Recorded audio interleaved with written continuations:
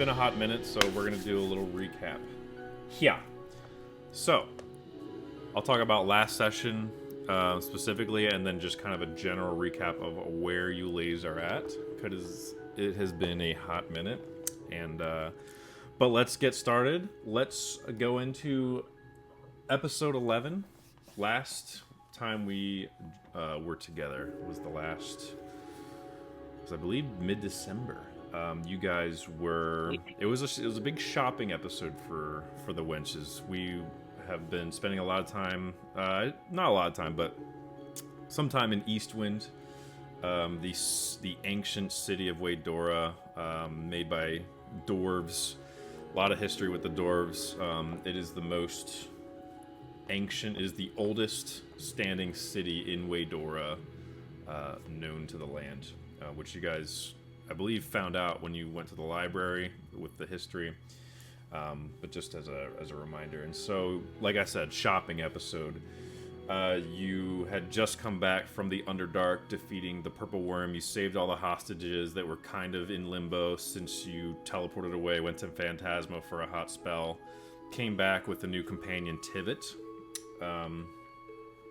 who is, he's got his own little things going on. But long story short, after you came back from the Underdark, there's a big celebration. Everyone was very happy to see not only you guys, but the hostages that everyone was worried sick about that had gone missing. But the celebrations and everything were cut very, very short within almost minutes because of an explosion that happened in Luminara Plaza, which you guys investigated. You guys helped out once more with the townsfolk. And had to deal with it. You guys went to the Council of Moradin. You guys met Trevok Holderheck, who had kind of been stepping in for the deceased Duke Charles Cunningrow, who you guys know as the Client. You guys killed. He was turned out to be a mind flayer, very bad guy in the Underdark. But Trevok was a second-hand man, claims to not have any knowings of what he was doing, the Client, all the evil things that he was doing. So you went to the council. The council was made up of 5 dwarves, and there was a lot of discussion, a lot of back and forth as to what to do next. There's the terrorist acts that were going on in Eastwind. There was the recent, change of leadership, a lot of moving pieces. So you guys had a little discussion, like who should lead next. You guys decided that Trevok should be acting king, and his first order of business was to reward you guys big time, and also to send you to Northwind because there is an election coming up. Northwind is the capital over Waydora. There's the 4 major cities: Northwind, Southwind, Eastwind, Westwind. And Northwind, did we freeze?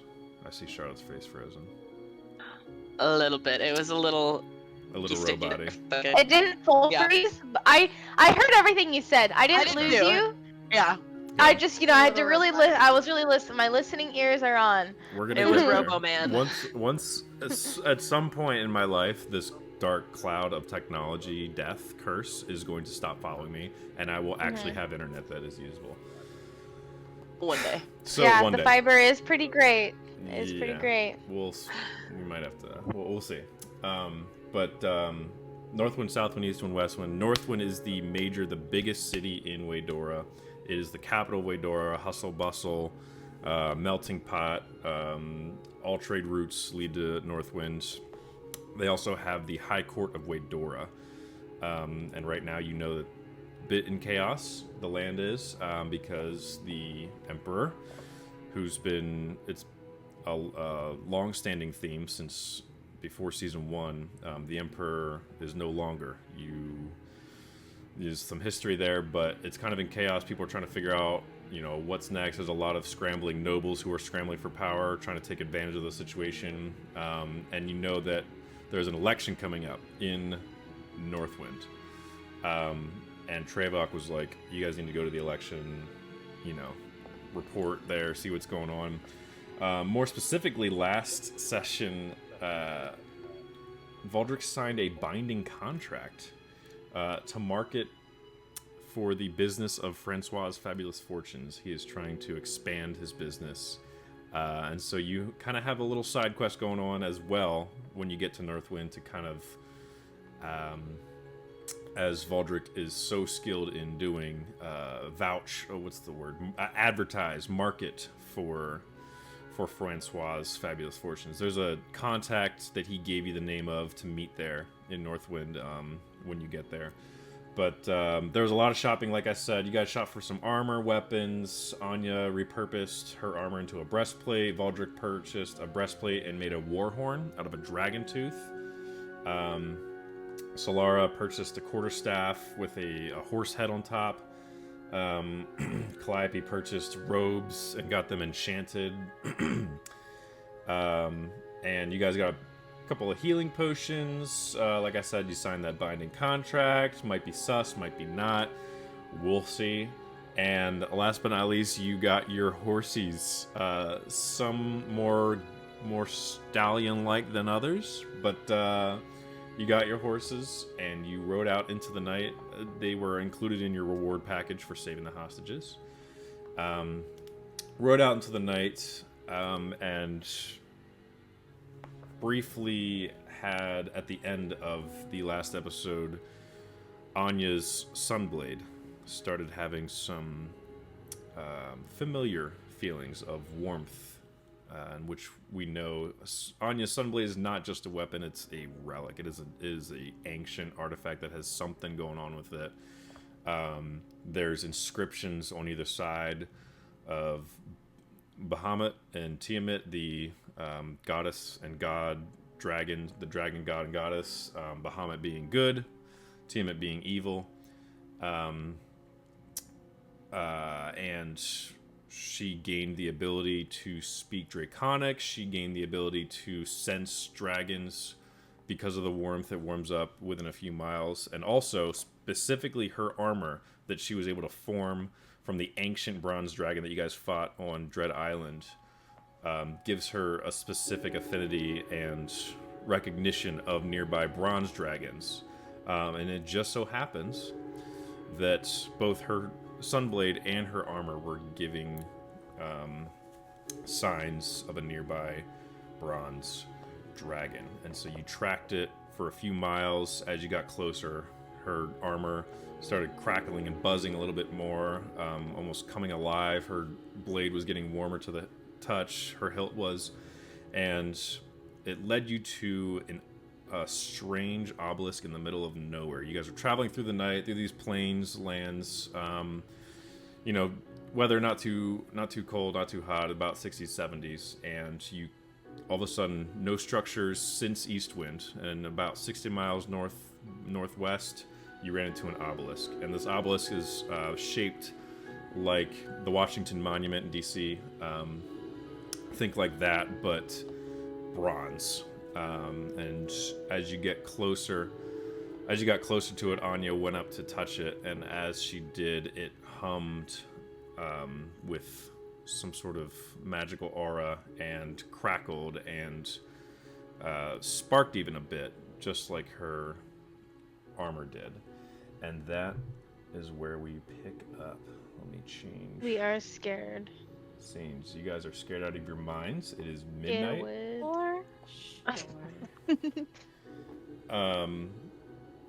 Anya, as you touch this obelisk, you guys see her. You seize in place. Your eyes are no longer yours. They glow bronze. They're just white bronze eyes, and they're glowing. The obelisk, as you touch it, hums with ancient magic, almost like a bass drop, as it throbs and pulses. You see shrieks or streaks of some sort of ancient inscription that you can't decipher, shoots up and glows also bronze, just like the eyes of Anya. The wind whips up around you guys, and you hear, all of you actually hear this voice, but specifically Anya, as you touch it, you're immediately taken from this land, or so it feels. Oh my god. You I bet. things are fuzzy, blurry. You see this icy. The first thing you see is an icy river in a snowy landscape.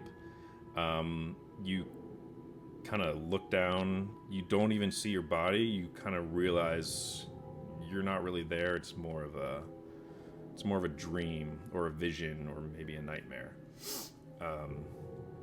And you hear. Give a sip of water before I start doing this. You hear a low growl speak to you, Anya. Kain vurasegan.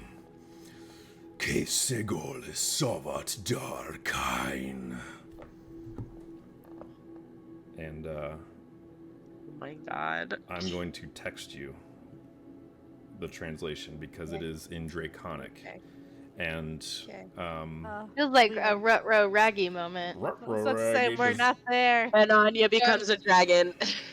So I don't see anything besides this like icy river. I'm just hearing this. yeah, it's almost as if you're being guided slowly, hovering over this icy river. You can look around. You don't really have control over what's going on. Okay. Like I'm on a track of a ride at like Disney, and it's just like. Yeah, but like there's no vessel that you're in. You're just kind of Right. floating Like I'm ethereally. guided. Okay. Let me Yeah. grab my phone here.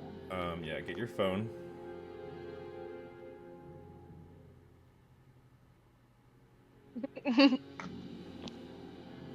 I'm frightened. I don't like any of this. Valdrick's already ready her weapon. In the wind at my house, it's like rattling all of our windows. Yeah, same here. So it's like, As it and it's should like be. whirling around. It's so like, yeah, it's so spooky. The ambiance. Yeah, It's a cat. spooky. Ow, the wind is let also go. very much picking up around you in game, so it's Yeah. fitting. Uh-oh. And Okay. This is Hang on. I'm great. replying in the text. That's what you want, right, Chris? yes, that's what I want. Okay. Seven Fur is in Valdrick's hand. Well, to be fair, did Anya actually like leave us? Like, do we see her? Oh. I mean, we see her, but we also see Yeah. her eyes glowing, right? And we see So- the wind whipping up. Yeah, so Trippin'. back to the rest of the wenches. You see her kind of in a trance-like state. She has not moved. Her hand is still on the obelisk, and her eyes shut for a second, then boom, flew open with bronze okay. just beams. And it looks like she's kind of just like stuck in a trance. Yeah, I'm ready in weaponry. That's bad, right? We both. I don't think we should touch her. The low rumblings of lightning, or thunder rather, you can be heard near you, but not loud. So not in the distance, but not like.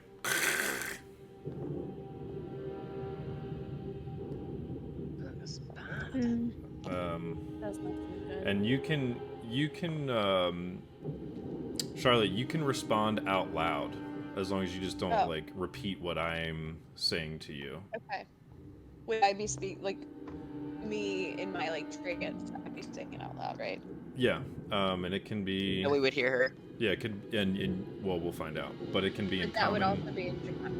It can be in Right. common or draconic. I would respond in Draconic. Okay. Then yeah, I guess we'll keep it to texts. Well, Okay. nah. Why don't you say it out loud for the recording sake? Okay. So I said, Anya, Slayer of Kessa, Stalker in the Jagmeister Guild. Kain Vokun.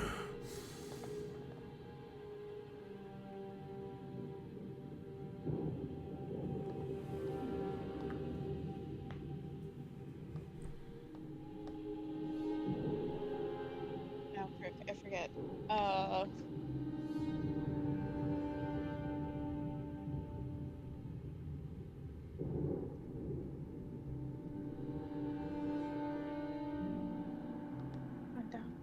Hang on. Bahamut.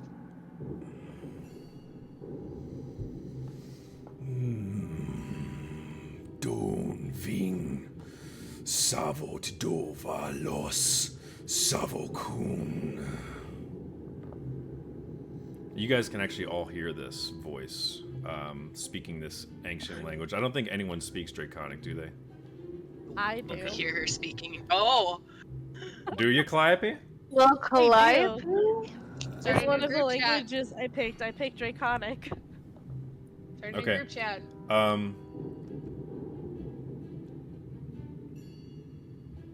I'll send it to Calliope after this, or actually you can while we wrap up. You can just do a screenshot of our conversation and then. But Okay. so you got what I said. Yep. I'll say, who do you serve? what the fuck are they saying? The music got crazy there.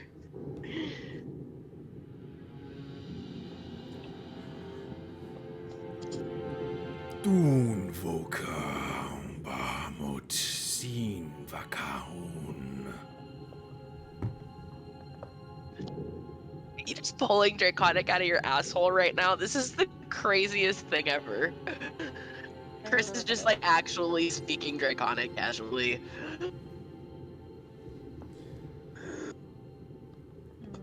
A little bit out of my butthole, a little bit out of ChatGPT. Little bit out of my butthole. The pre-made sentences, ChatGPT. The questions that she's asking me, my bumhole. Well done. A world-class bumble. I am as you have heard. What'd you say? I am as you have heard. That's the hardest sentence ever. Get out of here, Charlotte. Kain vothegan. Kosen savotin land ving. Ark noswalan.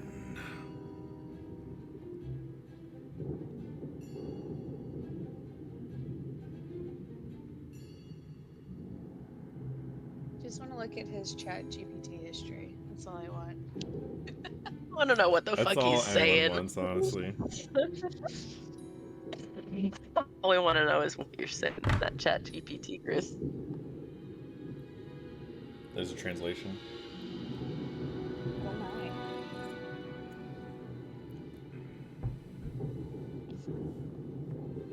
my. Since the moment my prophecy found me, I've claimed it.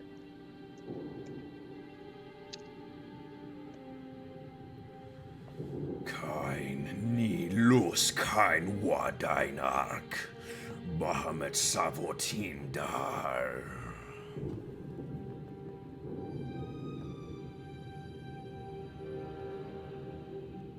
I feel like I'm watching an anime, but there is no subtitles. And I'm Yes, just like, yes, Solara and Valdrick are just like. I'm fighting I still don't something! know what's going on currently. So. Yeah. Like, Calliope. Once Do I you find speak out, you'll find dragon? out. My favorite, Chris going, no one else speaks Draconic here. It's like, I randomly chose it as a language because I was like, why the fuck not? We're knew playing that was a rock, paper, possibility. scissors, trying to decide whether or not we're trying to pull Anya off of the obelisk or not. Yeah. So Calliope, hearing this, the two other your two other companions are like, not really sure what's going on. Solara and We Valdrick. should pull her off of that, right? That's But probably bad. you're hearing this Do you want me to exchange. send it right now to Calliope, what we have so far? No. Continue. Okay. Alright. I'm just filling the space Let me, before you answer. Yeah, hang on, I'm trying to look something up real quick. If ever there was a time for Nox to be here, I really feel like we should pull her off the obelisk. It's bad, right? I feel like glowing ice is bad. But we don't know what would happen if we pulled her off the obelisk before. And I don't want to be what the if one we, to touch like, her. What if we give her like brain damage? That's true. It's like sleepwalking. You don't want to wake up a sleepwalker. Okay, so I'm gonna Just- say I give my life and everything that I have.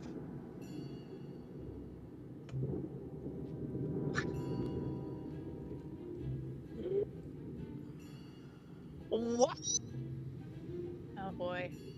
I don't like that smile. Here, Clive, I'm gonna send you what we have so far. Okay. I'm so genuinely frightened. Look, I still remember him having us roll initiative at the end of our last session.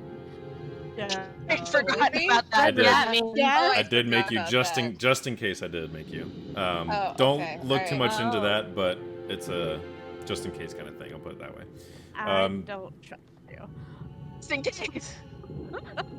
What is just in case? Just in case Anya ascends into dragon form and we have to try to kill her and she takes us all and then rules the land as a crazy dragon. I feel like it'd The, be on par for Anya. the end of this Fucking campaign. Dragon.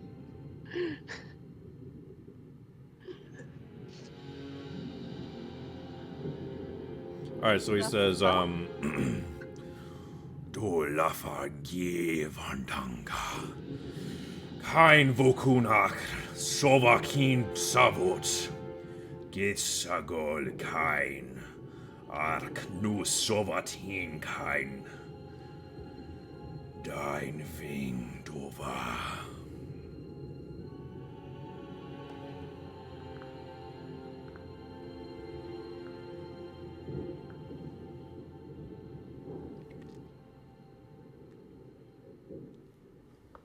And then he repeats what I said the first time. Kein nilos kein wa. Dein ark bahamut sovatin dar. The text before. Yes. Not Bahamut.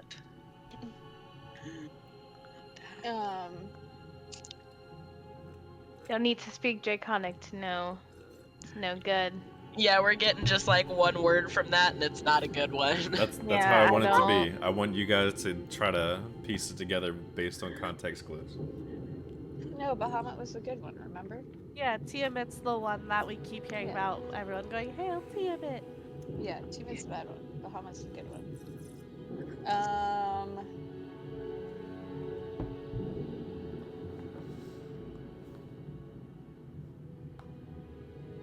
My word that I will return it when the destiny is fulfilled.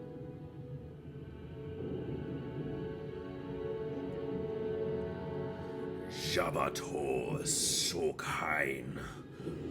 Vothik lis nein kein ark. Yeth kein vokun.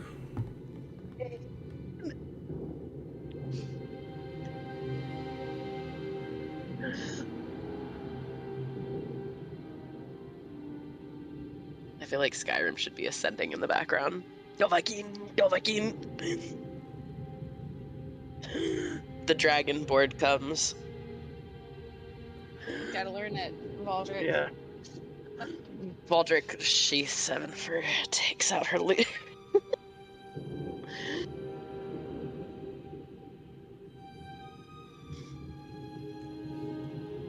Ooh. This music is so cool.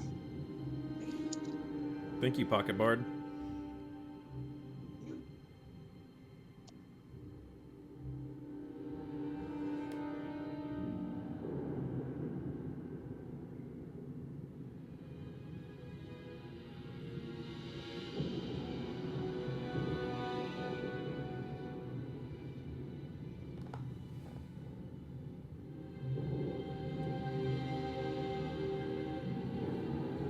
There you go.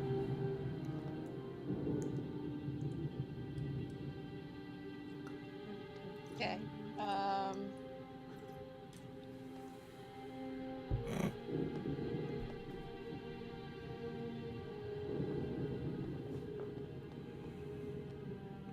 Give me a second. I need to go do some meds real fast while this is Yep. happening. I can't breathe. Do it. I'm gonna hand over Nox's locket and his holy symbol. Oh my gosh. What's the holy symbol? It was just like his, because he was a paladin, so it was like his holy symbol, and I like took that. That was like the token that I took. Okay. Alright. So Solara, Calliope, and Valdric see Anya in a trance-like state reach into her satchel and almost like knowingly knows exactly where each item that she just said was. Hands them out, and you see them get dusted from her hand. And the dust goes into the essence of the bronze obelisk, and it once again hums with ancient energy. Anya, in your vision, you see those two items being pulled out and frozen solid in place, and then shatter, but with no noise. It's like muffled noise that you would hear in like space. So like no noise, but this really muffled, weird, and it just kind of dissipates in front of you. It's like destroyed. Yes. And then Oh, good. he says, Dun Savot, kein dein Vokun.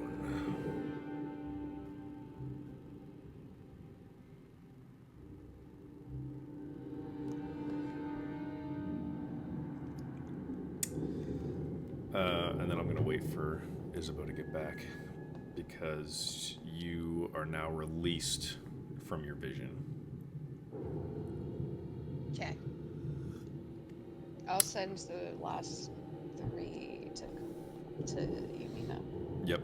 Send it to Thank Mina. you. Let her in on the loop of everything that Yeah. Calliope hears. So anyways, how was your guys' Christmas? What do you guys, big New Year's stuff? Yeah. No, I hung out with Bo and Grant. Nice. Little Three's Like, company. I just stayed home. Yeah. Little vibe I out. didn't want to go out. I was like, it's just like, That's been the theme. I didn't That's want to get been- sick. Yeah. That was the theme this And, year. I feel and like everyone I know that went out on New Year's got really sick after. I was sick on New Year's Eve and thought that it was allergies. Ew. So I still have the cough and the stuffy nose from that. She got the Y2K bug. Dang. Literally. It was great.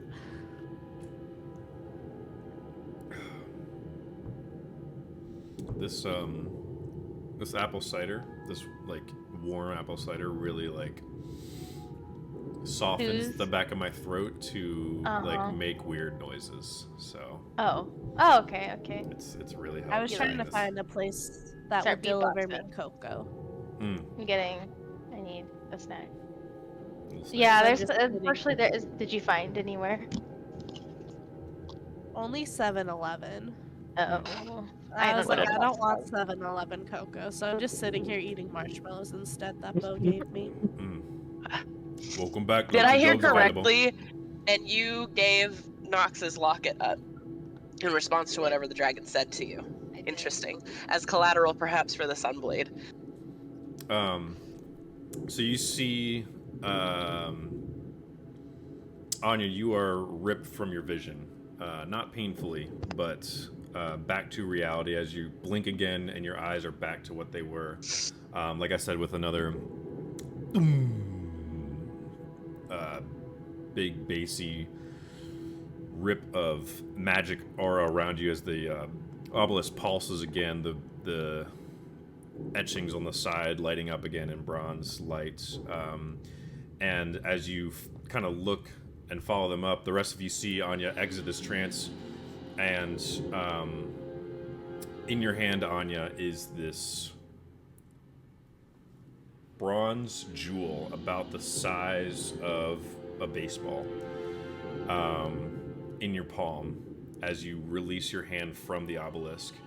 And as it does that big pulse and the runes light up again, you follow them kind of up perfectly. A bit of lightning flashes in the background behind this obelisk, and you see the silhouette, you see the outline of this massive bronze dragon flash as it's perched upon the back and kind of top of the obelisk, and just kind of looks down at you all. And all of you see this. we fighting, Dad? Are we fighting? I just need someone to tell me if I need to take out the loot or the sword. No. They give it a little salute as they look up. Bow my head. I don't think we're fighting it. No, it's fine. We're friends. Okay, that's good. Yeah. Actually going to his house for Christmas this year, so yeah. Alright. Definitely not going to tell him my title. Dragon friend, Valdrick. And then the dragon looks down at you all and says, Slovatar Kasai, Kain Vorthik, Slayers. And then he says in common, Slayers of Kessa, Talon of Tiamat. You all have done a service to the metallic dragons and Bahamut who we serve. Bahamut Kain Wadainak Sovakindal. And he kind of is like going back and forth between Draconic and Common. So Calliope and Aine, you're kind of hearing double. Everything that he says, he's also like repeating in Draconic. Fun. But he says it as he's looking down at the rest of you in Common. Mere commoners.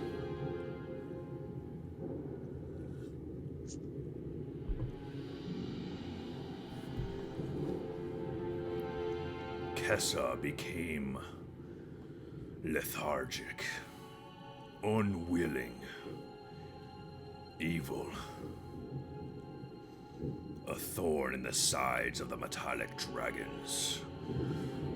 Shovata Bahomut Kessa. Dalatalen Shovatin Lantiamet.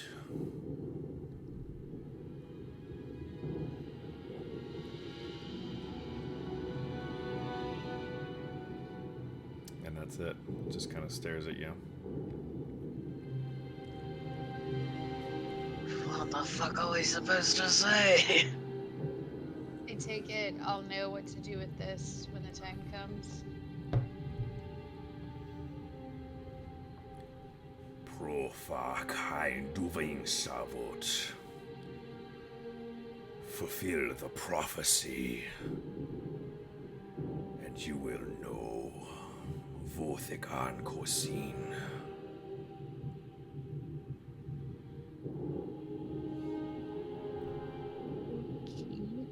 And he kind of flaps his wings once, another flash of lightning in the background, which you kind of realize by now is not natural in the weather around you. It's specific to bronze dragons, and you're having flashbacks of fighting the ancient bronze dragon Kessa and all the lightning and his resistance to lightning, his ability to cast, sort of lightning effects. The same goes for this one, as he flaps his wings once and kind of morphs back into the obelisk, and just kind of hardens as bronze, as if like a statue, and now sits atop the obelisk, where once was just a cylinder, a kind of rectangular cylinder kind of thing that goes to a point, now has the point but a dragon statue in bronze attached to it, to the top. As that happens, the wind dies down a bit. The lightning and thunder begin to fade.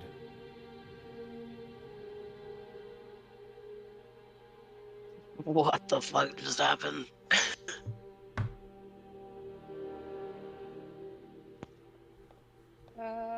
Well, I got something that's supposed to help fulfill the prophecy. So, Shrugs. that's good. Another day in Anya's life. Yeah, just a common Tuesday. Did All not right. like that. Okay. So like, what was he saying? What all just happened? What? What was that with Nox's locket?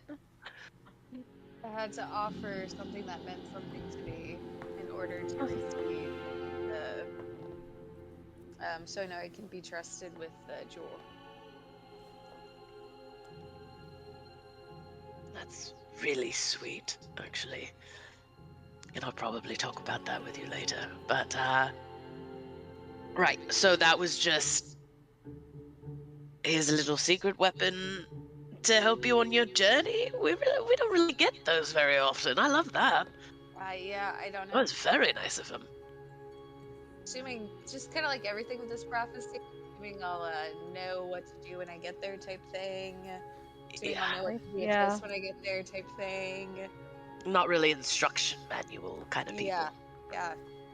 Instructions unclear, so I'll just wing it like I do everything else. We'll figure it out. We do that successfully. Fair. All right. It is about midnight. What is next for the wenches? Could go back to our first raid. Yeah. Yeah. You Gonna said take go another little your cookie. Oh yeah. Back to We the take another little rest with the horses. Okay. You guys head back no less than a mile. Is the tiny hut still up? How's that work? You guys left tiny the hut tiny stays hut up. around the horses. Yeah. Tiny hut stays up. I think until I dismiss it. Hang on.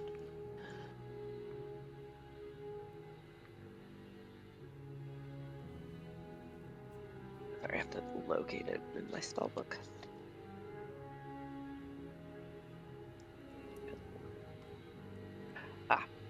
Yeah, 8 hours. Okay. All right. So you guys are walking back, and can't remember how we described the tiny hut barrier that's around. Is it Like a visible? bubble. Okay. Yeah. I and want it it's- to be. Yeah, whatever you want it to be. Well, I would say, as you're walking back, there is like a visible kind of shield-looking thing around your horses. They're a little restless, but not, going buck wild and going crazy. And as you're walking back, the four of you, actually the five of you. Wait, no, 4, 5.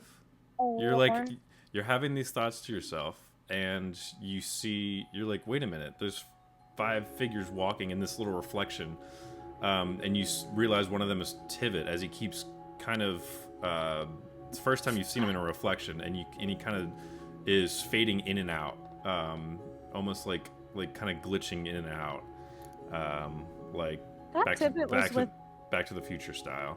Vengeance and Tivit was in your pocket in a mirror. Yeah. Oh, I thought he went with Diamor and them when they went to go do shit. No, we pocketed his ass. Yeah. Okay. Yep, Tivit is still with you. Kind of just About to walking. get his revenge. Yeah, walking back, stretching his legs, if you will. Thought about that. And he looks glitchy. Yeah, it's like nothing you've seen before. You've seen him jump from mirror to mirror intentionally. This seems more out of his control. It seems like he's almost like his existence is fading and coming back in and fading. And Can he hear us if we talk to him? you can find out. Okay. Tivit? Tivit, can you hear me? Yes. Tivit is scared. And he keeps cutting out. Tivit! I can't understand what you're saying. What's going on with you? You look all weird and glitchy, spazzy. Poor Tivit! It's essence! My fading! My... Your essence is draining, you're fading. Yes! Poor Tivit! What has happened? I don't know. Okay. Anybody know anything about ghosts and the fading of their essence? I'm looking towards Solara. I mean, I Okay, could roll here for it. I'm not sure what I would roll for. Paranormal. I guess. Yeah, roll for paranormal paranormal. Yeah, roll. You can roll Arcana, I think. Okay. Ooh. I can't. Arcana is. Oh, I got a dirty 20. I got +1, so I got rolled a 19. Okay. Dirty 20. Yeah, especially with you being Grave Domain cleric, you're very familiar with the practices of Doom Guides and seeing people through to the afterlife. Tivit, being a revenant, had a weird ending and is kind of in limbo, exacting his revenge and everything. But his form is fading. It seems it was already weird because revenants are flesh and blood. Maybe not blood, but flesh in front of you. But Tivit already was a weird anomaly because he's fading in and out of mirrors. But now he seems to be like weakening through this reflection that is already fading in and out. So with a dirty 20, you see that he needs like a body, or he needs some sort of material vessel to transfer his essence into to continue on. And Okay. yeah, it's not that as far as like timeline of when he would fade out, just judging on the contractions in between each contraction, you could say, because we're in pregnancy mode. Each fade in and out. You know that you have a bit of time. It's not like, oh my gosh, in the next few minutes he's gone. It's more like this is It's kind like of just starting. This is the early signs. these are the early signs. So he's in Okay. free labor. Free labor. Yeah. Okay. Yeah. So we gotta get Tivit into a body. Anybody? And does it have to be human? Not ours. Well, does Solara, I'm assuming, relay this? 'Cause- Oh! Sorry, yes. I was gonna say that. I relay all that. We need to get up. You need to. Okay. You guys, be honest. How much do we? Is this worth our time?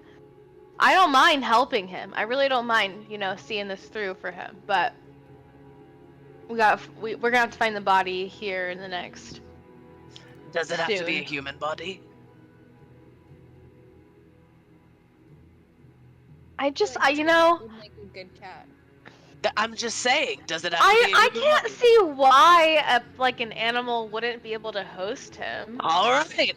We're in For the business. shot, I don't know for certain. I don't know that for certain.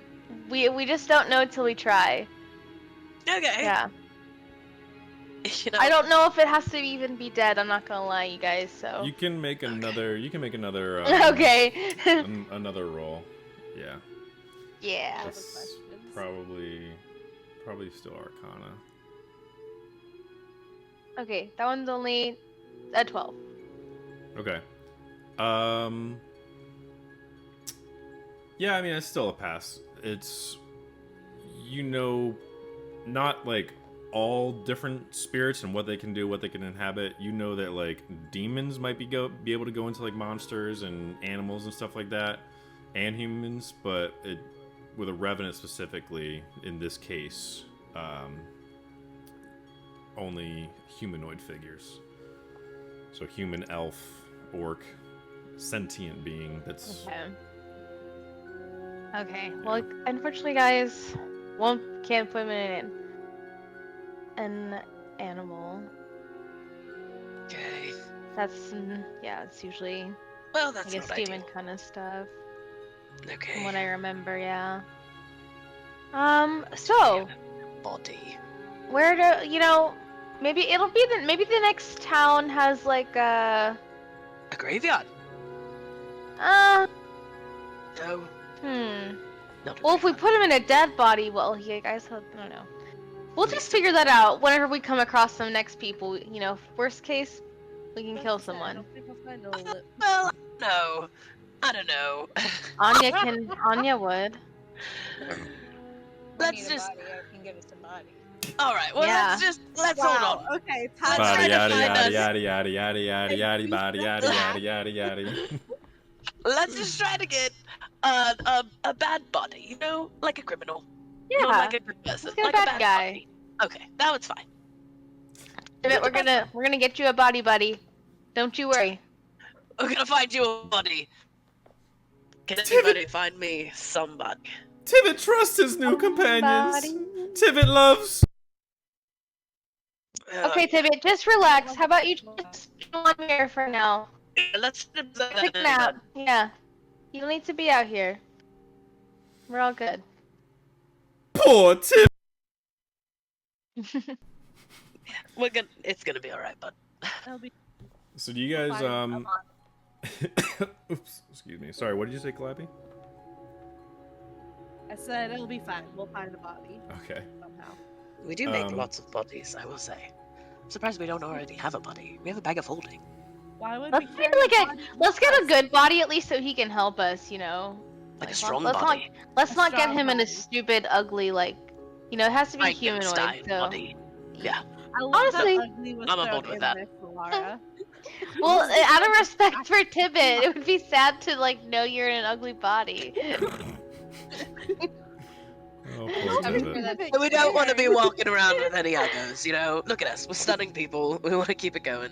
I'm sure that's Tibbet's Main goal here is Yeah. to be beautiful. You guys get it. Made me die a little bit. It's fine. So you guys taking a short rest or a long rest? I know since you left, obviously you haven't taken any damage or any spells. Yeah, I So feel like it's- we Yeah. did nothing. I think we were just trying to ride. Yeah, you guys We pretty should much just get back traveled on all our day. horses and go. Yeah. That's It true. We is- can just cast. I mean, we can see in the dark. Maybe we can cast light. Well, I guess the our horses horses can't died? see in the. Or hearses. think Well, they've I been can just been cast standing light. there. How long were we gone for? They've just been Um, standing there. You've probably been gone 20 minutes, 30 minutes since. Okay. Well, I mean, I was like, it's A short midnight. rest. yeah. Well, yeah, They've probably been about. playing rock paper scissors for 30 minutes. Yeah. So you like you don't need any like hit points or spells, but there is still the sleep component and eating. So it is midnight. If you travel, probably in about 8 hours, you'll get a point of exhaustion. So it's without taking a long rest. So you could travel a little bit more, but. So we should take a little nappy poo with the horses. Yes. Let's do it. Yeah, they're probably hungry too. How's Calliope's horse, dude? Struggling. Is the only one sitting down of the four. She But deserves it. She's earned that, right? But yeah, just kind of resting that Cute. one. I mean, it doesn't even have. It's not that it has a bum leg. There's no leg. It's a wooden. it's like it head. shouldn't be possible for a horse. Yeah. Yeah. So like the way it's Like the a way. kid on crutches. Yeah, so the way the horse is like sitting, it's like one gimp leg is out I can see awkwardly, and like Yeah. it's trying to find a resting spot for its peg, and it's just like Oh, bum. It's kind of It's so dorky looking. It's cute. whimpering a little bit. Aww. Yeah, Baby. Solara's horse kind of goes over and nuzzles it a bit because it knows the feeling because it just recently had a leg injury before Solara healed it, and so it's Is also. there something I can do for Calliope's horse? Anything at all? Like, oh my god! We're all very Like, I just feel concerned so for the bad horse. for it. It's- Like, I have greater restoration now for. The peg leg pony is crazy. It's not ailed in any sort of. It's a strong, three-legged horse that's short. It's a short, strong, three-legged horse. The rest of it is like strong and energetic. It's just a little stubby. Amber has completely frozen. I saw. he has. I Okay, saw. there we go. She's There we back. go. I'm back.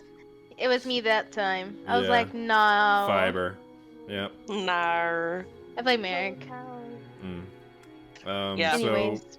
I think it's between short rest or long rest, and there Let's is. long rest it up. Let's just knock it out. So there's nothing I can do for Calliope's horse? That was the answer. Take. You Damn. can make a medicine roll. Okay. It's just like there's nothing I can do. Okay. Oof. At Okay. 20, there's Oof, nothing you she can said. do. It wasn't great. 14. That's with a plus 10 too. Damn. Unfortunately rolled pretty low, so sorry, Bessie. Yeah. Unfortunately, as far as like, regrowing limbs or something like, or trying to make it taller, you don't have any really knowledge. All It's right, not that you well, couldn't we'll learn. keep but an eye it's- out. Yeah. Keep an eye out for a specialist. So I'll say, since you didn't use much energy throughout the day, I mean, you're still sleepy because it's that time of day. But you didn't exert much. You only have to expend half as much camping supplies for your long rest. And that's including feeding your horses a bit. So I think Kyle's tracking, and whoever else is tracking the camping supplies. We should have 2. Kyle's going to track them as well as whoever's holding them. Mark down, I think it's 5 each, so 20 camping supplies. that you I guys forgot expend. who else. I who think was, you have them, Solara. Don't tell me that. Just I'm kidding. sorry, but I've got it you written have here them somewhere. Yeah, I think that was all. They're in right. my notes. I just have to go through my notes. It's just been a few weeks. Yeah, Emma, go through your notes, God damn it. They're here. It's all here. I always also Yeah. count on Bo. She's my double backup. Right, Bo? Yep. Right? As you should. A little Rochambeau. Where in your notes, it's all written there just in case. Let me get my bag of holding. Let's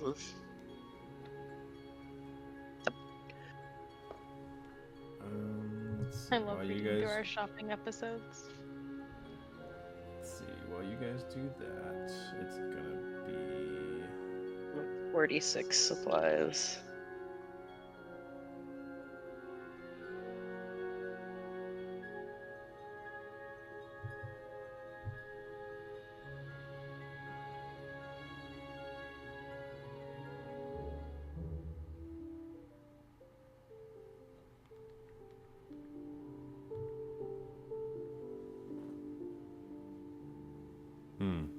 it's camp This time. sounds like super.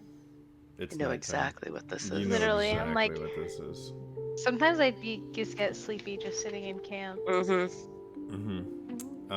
Yeah, Solara's got a little exclamation point bubble above her head, I'm like, what the fuck do you want? Yeah, what do you want? Are you about to judge my last thing that I did that you weren't even there for? How did you even hear about that? Who in this camp is talking shit? It's a Starian, of course. Lae'zel, I've never brought you with me except to talk to that guy in Act 1. And you're telling me you want a pho? You want a pho right now? Oh, the booger. Alright, as you all lay for the night, I would say, long rest takes about minimum 6 hours, so your tiny hut could theoretically stay up for that remainder. What's the radius of it? How big is it?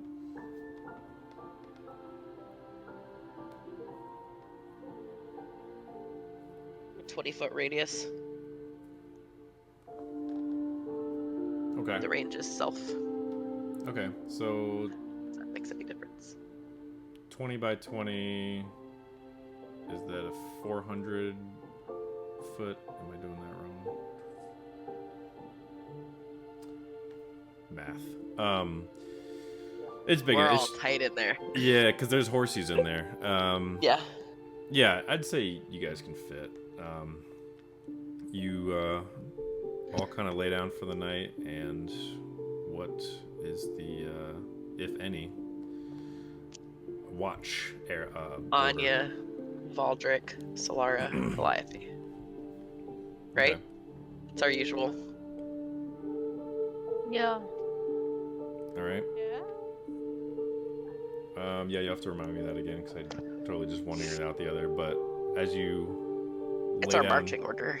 yeah, as you lay down for the night, Anya takes her first watch.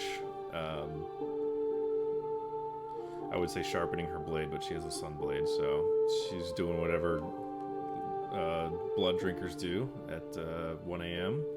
when no one else is awake. And what the heck? Why is Spotify trying to play through my computer now? Stop that. Stop that. You stop that. Idiot. Okay. Anya, give me a perception check since you're actively keeping watch. Okay.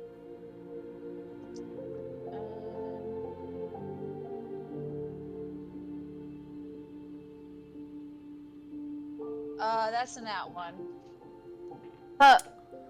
Okay. Plus As 7. you sit there, you look around, resting for the day. Not much has happened. You galloped for about 12 hours and chatted a bit with your friends, and then you had a big moment at the end of your night, and then all of a sudden, boom, bedtime. You're looking around. Like I said, the plains are outside of Eastwind, and for the last about 60 miles that you guys have traveled, it's just kind of hilly, up and down, sparse trees here and there. Weather's a nice, cool night. Bit of a breeze from time to time, because you are fairly near the Azure Sea, and you will pick up some ocean winds from time to time. But Chris, can you turn the music down just a little bit? I'm so sorry. yep, yeah, the French horn was going ham at the end of that song. You're sitting there, kind of gaining your bearings, and with a nat 1, the ADHD in Anya is kicking in. Roll for ADHD. Heavily. Bing, bong, bing, bong, bing, bong, bing. Yeah, heavily. I mean, you can write that she has ADHD, that's up to you, but in this moment, you're having an ADHD moment, and you're very distracted.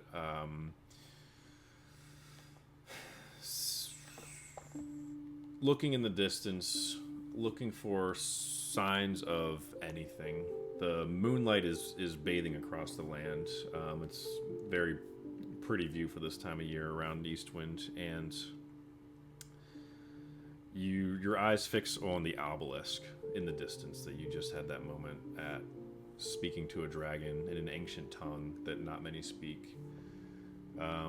Your thoughts they begin to wander and dwell on the icy river that you were floating down or hovering above, the snowy landscape around you. You're trying desperately to remember the details. It's like that feeling when you wake up the next day after having this really like vivid dream or emotional dream, or not nightmare, but like, or maybe it's like, you know, a spicy dream, and you're just like, oh, like I gotta go back to sleep so I can continue that dream. Like, it's that feeling. You're trying to remember the details, and you're like, all right, let me start from the beginning. Oh my gosh, I'm forgetting it. I gotta like talk it out, and you're trying to like you write it down.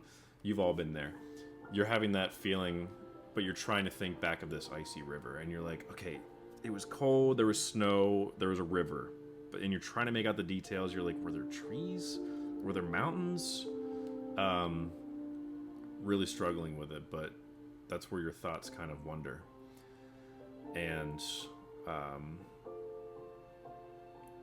they drift to the bronze jewel that you received. They drift to Kessa, to Bahamut, to your Sunblade, to he who calls himself Vorasega, the bronze dragon who is speaking to you. And then all of a sudden, your 2 hours comes to an end. Peacefully. You drift into a nice sleep, but not before waking the next in line. Great. I'll wake Baldric. I had this dream about this song. I'm gonna write it for you. It'll be the most beautiful song you've ever heard. Dream sweetly, my sweet dragonborn. It's like in Skyrim when you go to talk to someone who's sleeping on a bed and they just immediately roll over and start talking to you. It's exactly that. It's like, I'm gonna write you, and she's like, oh my gosh, you got your Like, morning breath. Speaking as I'm rolling over. Yeah. She's like, Mhm. please. Okay, good night. It's like the guard who's sleeping but hears something bad. You have committed crimes against Skyrim, and he's just already awake. Okay. Yeah, Anya gives you a look and goes to bed. Valdrick, you pull out your lute, you begin to tune to... I begin to write, Dovahkiin, Amarate, That's what I begin to do. And I rolled a 18 on my perception check. Okay. Yeah, as you sit there, your focus is bouncing between three things: the landscape, the journal, writing your music, and trying to find the melody on your ting tang ting on your lute. Very like you're not like plucking, you're kind of like just touching it just to hear the tune, or else you're gonna wake up your friends who are in a very tight spot. And so you're scribbling furiously, and then you're like, oh shoot, I'm supposed to be looking, head on a swivel. You're like, I can see for hundreds of miles on these low tree plains that just go on for miles and have plenty of view. You're like, oh, I'm good, go back to your music. You also, naturally start thinking about the obelisk, the dragon that appeared and then didn't attack you, and you kind of had flashbacks of your night fighting Kessa and the previous instrument that was destroyed by a boulder, and the same half bronze dragon, half fire giant that hurled a boulder at your mother. And then you start thinking about Serenity and just all these dragon thoughts and talks and experiences are just kind of whipping up old memories of Drake and Serenity. You're thinking about Darkmoor East. You have a little bit of almost rage build up inside you, and that's kind of what's driving your music. The Dovahkiin, that you're making some like guttural like Dovahkiin, like, where's that coming from? And you're really using those experiences of anger, maybe anger at your parents. That's up to you, maybe, for not remembering who you are, not taking me with them that first time around. Only slight anger for that. After all that you guys went through on the island, taking their cut and getting back on the Red Froth. Haven't even heard from them. You think about Tobias swiftly, the man you found and the journal finger. of, and his finger. You think about what was his name? Not Vilcus. The Lord of the Loincloth. Lord of the Loincloth. Yeah. How you saved him and just kind of left him there. Yeah. And a lot of that is driving your music, and you write a beautiful piece, one that could be played for some sort of theme song for what you know as a video game in the year 2011, but you're just having these thoughts. Video game, just like strange passing words. Yeah. And your 2 hours comes to an end peacefully. Nice. I go and wake up Solara. Yeah. I just wrote a fucking masterpiece. I can't wait to tell Anya about it. Do you want to hear it before you? No. Okay. No. I'll already have to hear it once. Alright, I'm gonna once crawl. will be enough. I'm gonna crawl into your little cot because it's nice and warm. It's kind of chilly out. Yeah, this is good. All right. I just sit, sad to be awake. Yeah, Valdrick lays down, but you're almost so fueled by this second wind of adrenaline you got by writing this like really heavy piece that you're like trying to sleep, but you're like, ugh, I can't sleep. I want to write more, but you're like, I know I have to sleep. We got a big day tomorrow. You're like fighting it. Santa's coming. Yeah, exactly. Solara, give me a perception roll. Okay. I got a 29 because I rolled a 19. I have plus 10. Oh my so. gosh. Okay. I so- know. I am on. You guys are like. I'm serious about protecting Cookie. Like. Mhm. Yeah. Though I'm so tired right now. My eyes are peeled. Yeah. Nothing can You, come to harm Cookie. I gave Cookie like an apple if I have one, or a carrot or something. Yeah, you definitely First, have some fruit and vegetables Excellent. left over from Wynn's Peak when you visited the cart, and got some goods with Cabris Vengeance. As you're feeding Cookie, was it Cookie you said? Yeah, Cookie. Okay. As you're feeding Cookie the food that you got shopping with this man, this demon, this person, you start naturally thinking about Cabris, where he is right now. Whether you worry about him, that's up to you, but your mind goes there. And, you know, what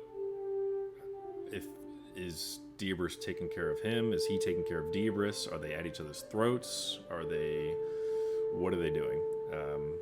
You're just kind of really, really curious. Yeah, Your I'm head's nosy in that aspect. Yeah, I want to know Yeah. where they at. Just to glimpse in real quick. You're sitting up, and kind of back is leaned up against Cookie, who's laying perpendicular to you, and you're just kind of like feeding. Is it her? Is she? Yeah, sure. Whatever works. Feeding her over your shoulder, kind of petting her as you go, and very perceptive, you know, keeping an eye on everything. You don't see anything in the distance. And you, kind of think about Tivit a little bit, what the next step is with him, and And I'm like, oh, But you're- try to find a morgue. yeah, you guys, I mean, if Valdrick's not asleep yet, you kind of hear Solara muttering to herself. Yeah, I'm like Okay, literally gotta talking to myself find a too. body or Like I'm something. just saying it out loud. I'm Yeah. like, And your mind just goes back to Cabris. It just, every time you try to get your mind off of him and think about Tivit or whatever, Cookie. I'm like bodies. Yeah. My body trailed, the Mhm. sails, everything Yeah. connects. The sails, the blood, and Everything connects. And I'm like trying to shove the thought away. Don't think about it. yeah. And 2 hours is up. All right, You I wake up Calliope. go Calliope. back to your slumber. It's your turn. Wake up. Do I have to? Yes. She was snoring. You keep a good eye. Yes. Okay. If anything happens to Cookie. Okay. Yeah, forget your three-legged pony. If anything Just happens at least to Cookie, dot. That you see anything, wake us up immediately. Don't wait, just wake us up. Scream. Do what you gotta do. What did you think I was gonna do, Solara? I don't know. Just don't try to go investigate anything. No. Just don't be brave. Fucking funny. Which I one of will you? die. Which one of you went on the party barge when everyone else was sleeping? Was it Solara? Yeah. and Anya, but I took Anya with me, so that's different. Yeah, True. it's different when you got I'm on saying with you. Calliope should not go by herself and That's under also any I love circumstance. that you That's assumed also that I fair. would go by Just in myself. case, you Yeah, never don't be know, weird. Calliope. Argument taking place. Mm. The devil works, mysterious ways. I'm not gonna go off by myself. This is the most passionate I've ever seen Solara on. All right, Calliope, good night. Just good night. Okay, I'm sorry. I'm You're sorry for wasting my nap insinuating that. time. I'm going back to sleep. All right, Eyes peeled. head on a swivel. Calliope, give me a perception check as you actively wake up in the wee hours of the morn.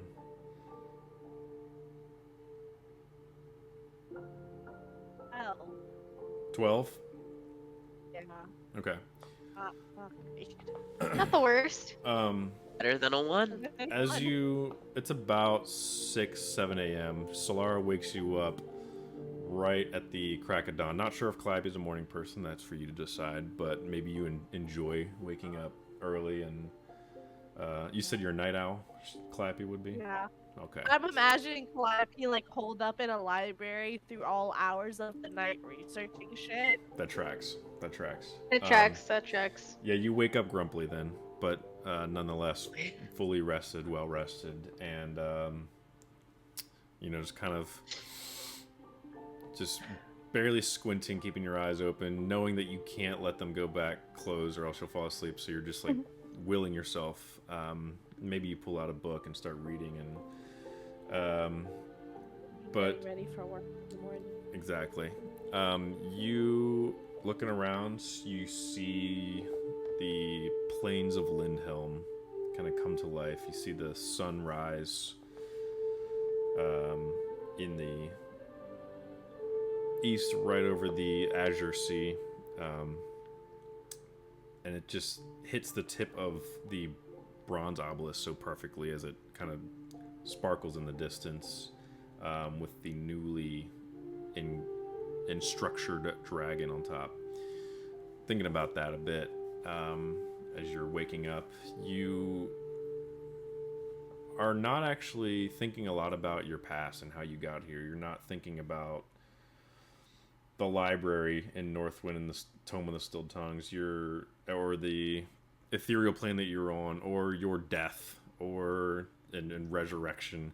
All of that, you're just kind of like, all right, what's next? You're thinking about Northwind, especially since it's morning. You're like, all right, we're gonna be up in a few hours. What's in store for me at Northwind? What is Northwind? You know that you're from there. You think. You know that you've been there. Yeah. But you don't really know. You don't really know much else. You're kind of spend the 2 hours thinking about that. And then exactly. And then I want everyone to wake up. Wake the fuck up. Right. All right.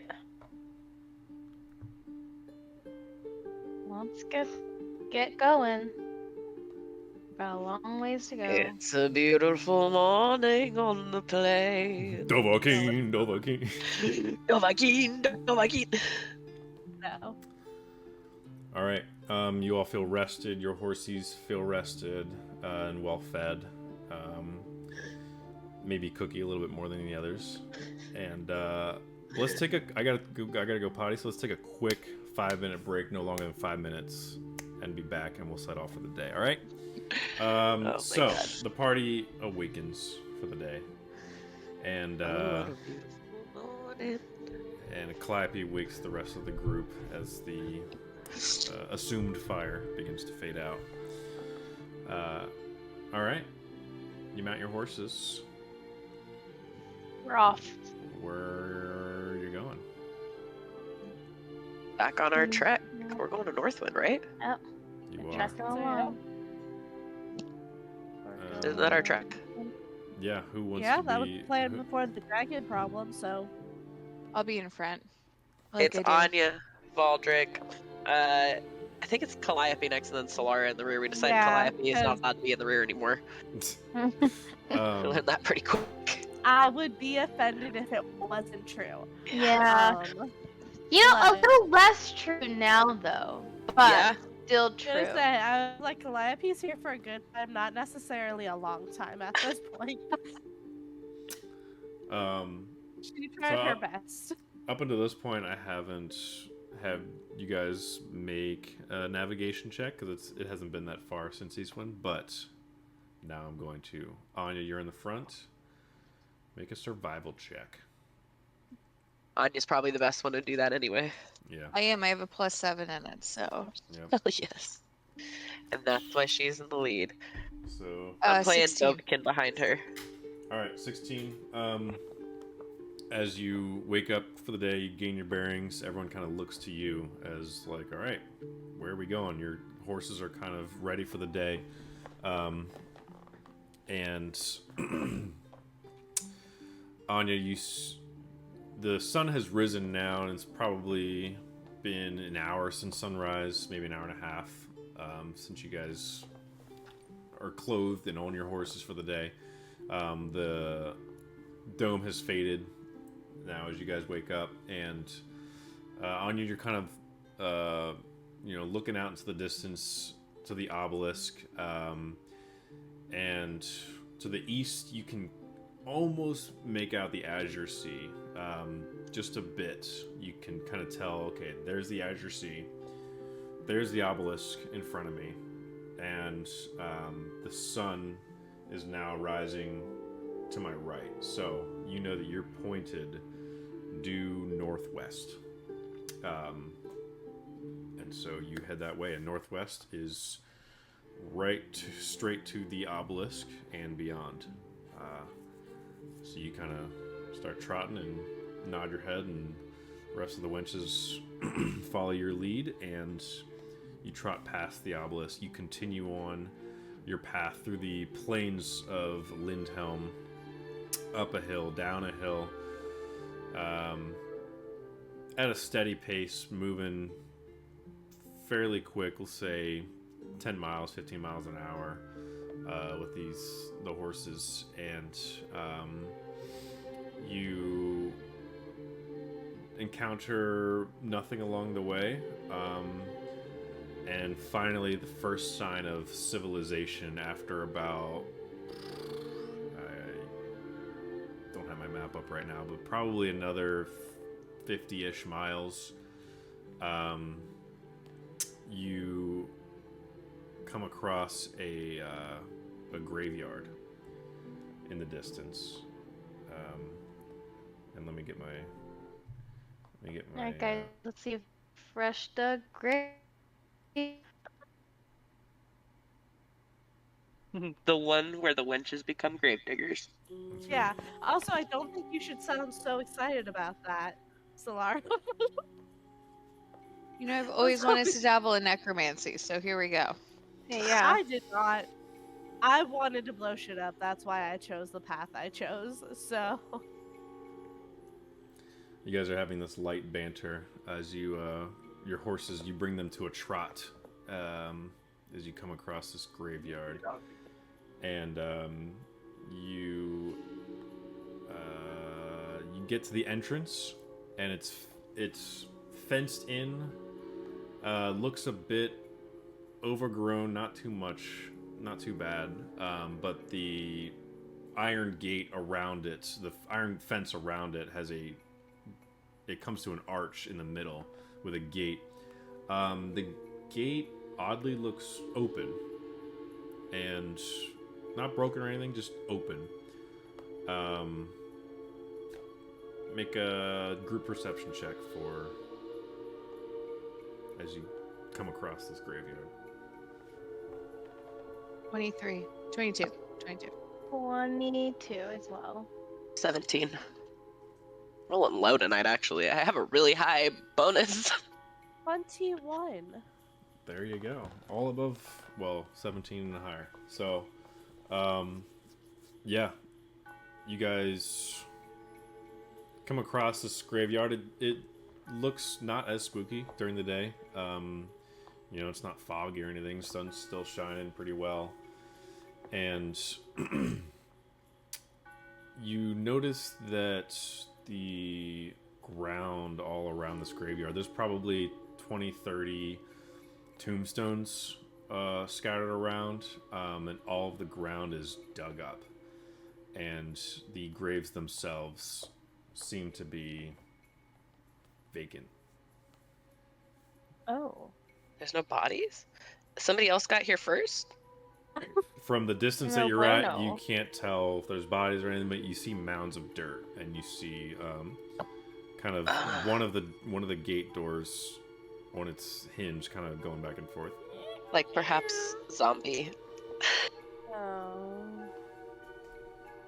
Are we going in? I mean, do we really have a choice? Also, I don't have any zombie teeth. I mean, yeah, we do have a choice. We could turn back around and ignore the graveyard. But Tivit, Fine. Fine, in we go. I just had to give you other option. Let's go. Wait, can I use my I was like, my path to the grave? Or no, my eyes to the grave, so I can just see if I can sense the presence of any undead within 60 feet. I would wait till I'm like at the gates of the walking into the cemetery to kind of Okay. you know. Yeah, I'd say the entire grave is graveyard is no more than 100 square feet in distance. So you could essentially, if you wanted to, get like right in the middle and cast it, and you could cover the entire graveyard. Yeah, I'll do that then. You do as you approach. You guys dismount. Solara begins the preliminary stages of the spell, and you enter through the gates, which are open facing towards you. You kind of enter and you see just mounds of dirt, no bodies upon first inspection. Solara goes straight to the middle. Her shield begins to glow. The symbol of Kalimvor glows a bit, and she takes a bit of time to magically sense her surroundings. You get one faint sense of an undead, and it's fading in and out of your senses, and then you realize it's Tivit. Just Tivit. Okay. Yeah, just well, Tivit. guys, there's at least nothing. No zombies. That's, I guess, fine. There That is a win. As you guys are entering, it was kind of hidden behind a big tree that was on the outside of the graveyard, but as you enter, there is a tall structure, looks like a mausoleum, and its stone door is completely off and laying on the ground, cracked, and you guys can keep your perception checks, because beside it is a severed hand. There's no body, or at least you think if there was a body under the stone door, it would be there, but you see signs of blood and maybe some innards coming out from underneath the stone door, and just a severed hand right where the door ends, and that's the only body part you've been able to find in this graveyard so far. And it's is it fresh, or is it like an old, a skeleton arm, or you know? It looks fresh. It looks very fresh. Okay. Gale. You can make a medicine check. Gale's severed. Gale's severed hand. Oh gosh, that idiot. Yeah. Gale. Will forever stay in my inventory. So Gale, we don't know him. You actually, you pulled his hand off back. Yeah. Yeah, when He doesn't exist in our campaign. nope. I know Dad. He stuck his hand through, and I just cut his hand off, and then I picked it up, and it's in my inventory, and it will remain in my inventory forever. Yeah, fucking Gale. Need to beat all those shoes. Great. So no bodies, but body parts. Probably not good. Body part. That's the only one we've seen. That's true. You said And this blood. is near a door? Maybe guts. Yeah, it's a stone door that is flat on the ground, completely off of where the doorway is now to the mausoleum. You can kind of peer in, and it's. Can we see in it, or can I send in dancing lights? Oh, I'll walk in. I'll go walk in. Can I send in lights first? Yeah, If you want to. Yeah, as if you want Anya approaches the empty doorway. Lights buzz by her as you kind of flinch for a second. You turn around, you see Calliope casting 4 dancing lights that shoot by you and down into the mausoleum, which you now realize is a stone staircase that just descends. It descends down probably 8 stairs, maybe 8 steps, until it's to a square like platform. That And- seems like a... And you hear faintly, "This is perfect. Oh, this would do nicely." Oh, yes, Tibbet is pleased. Tibbet is pleased. One moment, my wenches.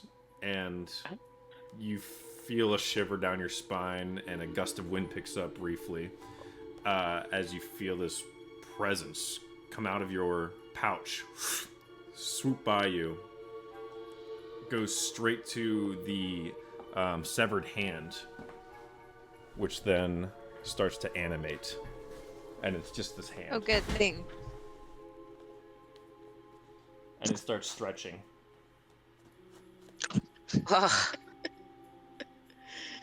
Ba ba ba boom. Ba ba ba boom. And it just kind of sits there. And it just starts like animating. You realize that Tibbet has transferred himself into this hand. Oh my god. You didn't want to try to find a full body? Okay, can he talk? Oh. You know what? That might not be a bad thing if you can't talk. Might not be the worst. I mean, yeah, true. Okay, he seems content that way. Who's holding the hand? Not it. Oh, he's going on my shoulder, baby. Come on, Tibbet. He points to Valdrick. He does like an eeny, meeny, miny, mo point, and points to Valdrick. Get on up You don't here, like? bud. Are you gonna like lower your hand down for him? He climbs up. Yeah, like a creepy little spider crab. And he sits on Yeah. your shoulder like this. Do I look super intimidating now? So Is it it's weird? Am I giving? don't- Am I giving something? Give vulgar If you wanted gestures. to look intimidating, you could just learn to actually use your sword. I know how to use my sword, Anya. First of all, maybe not as Without magnificently as you, but Oh god. the And he's just- tapping, He's just on your shoulder. Is there... wonderful. And then he kind of faces towards the stairs and starts gesturing and points down. Oh, Yeah, no. clearly. Okay. Yeah, obviously Tibbet knows what he's talking about. Anya first. Alright, Only I walk down. He gives a thumbs up. my lights are going down Ugh. with us. That hurts my arm. But you get the picture. I'm gonna have a separate camera for Tibbet. If you continue to keep him. So you. Oh, we are Yeah. now. Now that you've given like us that, yeah, Yeah, we're gonna be sending him to do like crazy little things. he's gonna be a corporeal mage hand, basically. I'm just gonna Mhm. yeet him in to do stuff. Basically, he's now a material mage hand. Throw Um, Tibbet at people. Surprise attack. Surprise attack! Tibbet! Surprise! Butthole plunge! Bonk. One finger. Bing! Jeez, that just came right out. All right, so you send your dancing lights down, and yeah, you realize there's no source of light other than your dancing lights, and they kind of hover down and reveal a 8-stone staircase to a stone platform, kind of just like hallway, leads to an L with another staircase going down to the right, and think like straight out of Skyrim, like the triple stacked grave coffins, if you will, stone coffins, triple stacked on the walls of the. Once it gets to the flat stone platform, there's probably 3, 6 here, 9, 12 empty stone coffins. The thin wooden doors have been busted open, some of them splintered and cracked, dusty, and recently moved, opened. Super creepy. Oh, interesting. Do they look like they were busted open from the inside or the outside? I think it's like where they just wasn't. Make an investigation check. Can we all make that? You can, as you're Oh, investigating these Yeah. graves. Ooh, yeah, that's a 4. 21. Okay. 5. See, I'm here. I'm just camera off for a sec. 14. Okay, so 4, 5, 14, and 24? 21. Okay, 21. Yeah, 4 and 5, they look open. 14, Yeah. Anya. 14, they look struggled and forcibly open, not neatly open. Valdrick with a 21, they look like they have been opened from the inside. You see Not the answer I wanted. wood splintered from each specific side, and you see like, Oh. okay, this is the outside because it's much more dusty, it has a layer of dust on it, and it has a puncture going outward. And you kind of look around to each one, you see all of them have that. If they were busted through, some of them were just kind of tossed aside, and some of them, full coffins, have just fallen off the rack and busted open that way, cracked stone, and nothing inside any of them. Things escaped from these for sure. 100%. Okay, Busted for open now, from the inside. if they were undead, unless they're not undead now, but they're not here. Okay. That Yeah. we know. Is there any other way out of this area, or is it the only one way that we just came down? Well, the door was Behind forward, you. right? Yeah, the door. Yeah. The door to the mausoleum was opened outward. Yeah, like facing you when you guys came in. Everything seems to be coming out of the grave, coming out of the graveyard, coming out of the mausoleum. And yeah, so far it's just been one path. You go down the first ramp and you see another set of staircase, flat ramp, same thing. Stacked graves, opened. You send your dancing lights down a bit further, and it just seems to be going down in a spiral. Do you think's at the very bottom? Only one way to find out. Just keep going. Mm, I don't like that answer. Calliope, everything has made its way out of here. So, That doesn't Surely mean nothing would something's stay not at the bottom. still. Something's not waiting down there. I think we're probably, if you're concerned by the undead, it's probably the safest place, honestly. Because they don't want to be down here. Obviously, they all left. Okay, let's go down the stairs. Um, Look, Calliope's gonna do it, but that doesn't mean she's happy about it. She's still gonna go down the stairs. how long does Solara's grave sense thing last? Is it just So I can do it, I think, What a multiple question. times up to my... I know I can do it again, so I think as we were descending down, I would kind of just put that, I would use it again. Okay. I'm just getting one almost done. But yeah, I would do it one more time. Okay, you concentrate for a second on one of the landings. You guys see Solara go into her little ritual again. Shield glows, and you, Solara, sense within 60 feet, again, nothing. Oh, okay, good. Down, left, right, up, all around you, except for the little hand that's on Valdrick's shoulder, which is now a static, steady. Yeah, I he's don't want to back say I don't want to say life force, undead force, aura that is a steady sense that is different than the kind of glitchy in and out, fading, that you sensed before. Now that he's in a material thing, literally. Even though it's a hand and not a full body, he's still he's sentient, and you have asked him questions and he's responded, and you know that he can hear you and he can communicate with you. He's not just a moving hand, brainless, moving along. We saved him. He is saved. We're saviors. For now. For now. Thumbs up. For now. You know. You remember Boblin the Goblin? Paul. Ah, You true. remember him?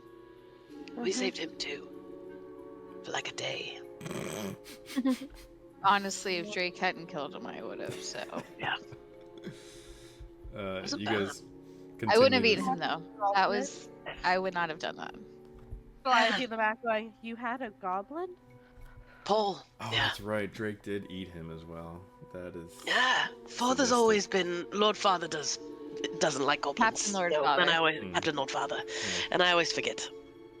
You guys have this light banter, trying to make light of the situation as you carefully step down one step at a time. Anya leading the way, 2 dancing lights on either side of her, matching her pace as Calliope's guiding them down. It continues, the spiral. It's almost the same thing over and over again. Spiral, graves open. Spiral, stairs, graves open. Until you finally reach what seems to be the bottom of this mausoleum.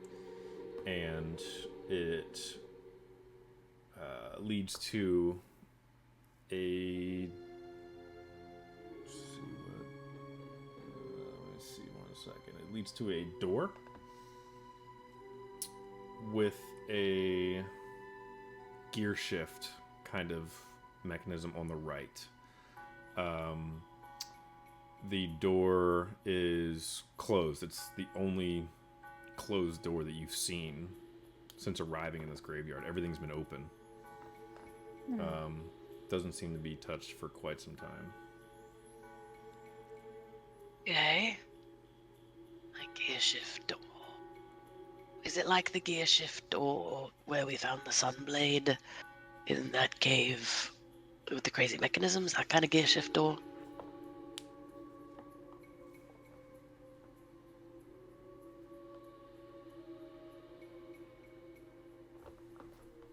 You asking me? Yeah. Make an investigation check. What are you checking for specifically? If it's like enchanted? I just want to. Yeah, I want to see if it's Trapped. like. Yeah, I want to see if it's magical, but I also want to see if it's the same kind of like lock mechanism that other door was. Okay. What'd you roll? Got an 18 on the die, and I get a +2 for Jack of all trades, so dirty 20. Nice. It doesn't appear to be trapped. It seems fully, from what you can tell, fully mechanical and no archaic nature about it. No enchantment or anything. And it's definitely different, way different than the vault that you found the Sunblade in. That was, think more like Dwemer from Skyrim, like the kind of almost futuristic for this time kind of gears going on. This is very much a very simple pulley kind of system. Okay, It's well, it just just seems circular. like a door, little circular little thing there. Little door moment. Is the metal like bronze? I guess with a dirty 20, you can tell it's just iron, dusty, kind of dusted off a bit. It's just an iron gear shift. Look Alright. touchable. Anya, let's go in. Yeah, Yeah. I'll open it. Touch that Alright. shit. Anya, make a strength check.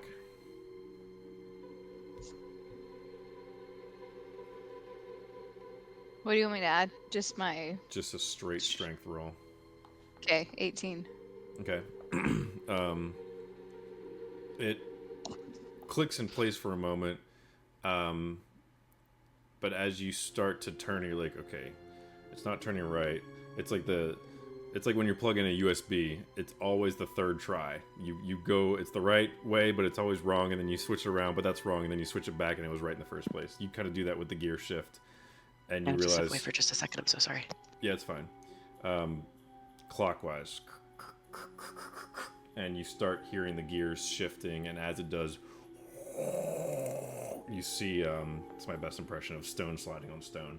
The door open in front of you, and it just kind of opens like a normal door as you're turning this, and you just keep turning and turning, and eventually the door opens, and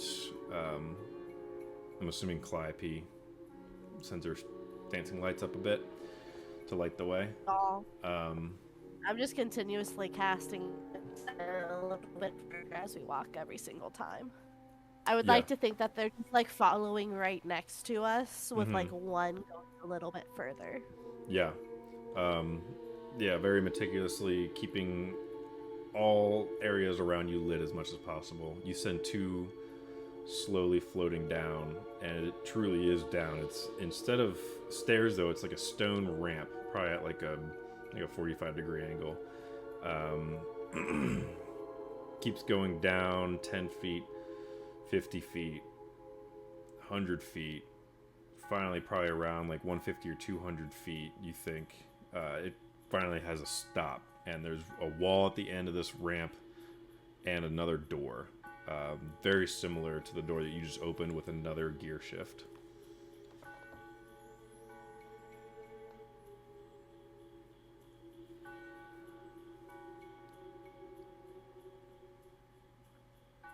Well, Yes, we've come this far already. yeah, I'll just So walk through. Keep going down. Okay. You guys slowly walk down. You're getting flashbacks of Eastwind and all the freaking San Francisco-like streets that you guys killed your calves on. You were just starting to recover your calf muscles, riding on those horses and letting them do all the work. And now you're like, ugh, this again. Start to go down and down carefully, keeping the lights close to you, following. And you get to the bottom. And same thing, stone door, gear. You need to roll again? You're gonna open strength check? Yeah. Yeah, do it. Okay. Yeah, as you guys are like walking down, Tivit kind of like tenses up like a spider after it dies, and kind of like shakes a little bit on Valdrick's shoulder. What'd you roll? 21. Okay. Same thing, as you start to turn it, you see the stone door start opening, and a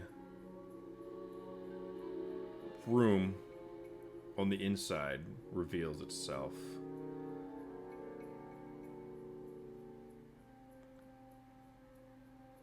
And then all of a sudden, a portal shoots up in the doorway. You guys kind of taken back for a second, and then you also realize at the top of the ramp, another portal shoots up. And as that portal opens up, a giant steel sphere begins slowly rolling out of that top portal, and starts rolling down, coming crashing down at you guys in this 10-foot wide hallway. I need everyone to make an initiative check. Oh shit. Isabel, what do you remember? Aine was doing strength check for the door. Okay. Strength check, went down the stone ramp to another door, did another strength check, opened another door. As she peered inside, a portal all of a sudden spawned in front of her, took up the entire door frame, Awful. She looked in, and actually, I didn't explain this before. As you kind of looked in, you through the portal, you see yourselves looking through this portal and have this inception moment, and then you turn around and see another portal at the top of the ramp, and then at the top, a steel 10-foot wide, 10-foot tall sphere starts slowly rolling out and now tumbling down, crashing towards you guys. Like Indiana Jones style? Indiana Jones style. You're in this 10-foot wide corridor, about 100 feet long ramp. What do you do? Actually, Valdrick, roll me initiative, and then we'll see who goes first and what happens.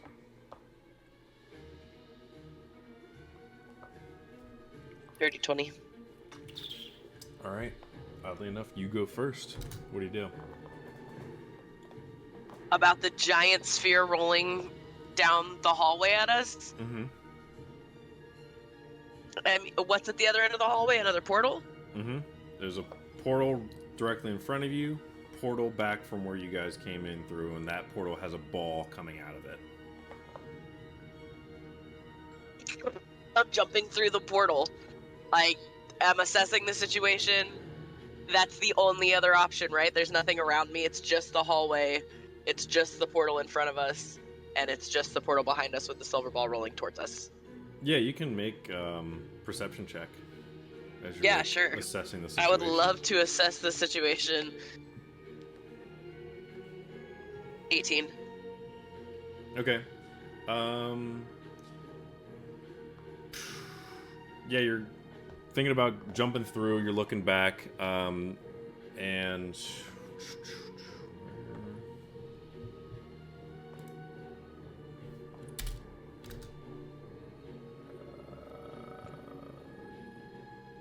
you see some strange markings on the walls above the door frame of the portal directly in front of you. With an 18, that's about it. That's all you can really, in the heat of the moment. It's just, you're like looking for There's strange symbols up there. Mm-hmm. And I can't read them. No, you see the words Darrow family above the door frame, and then some strange markings.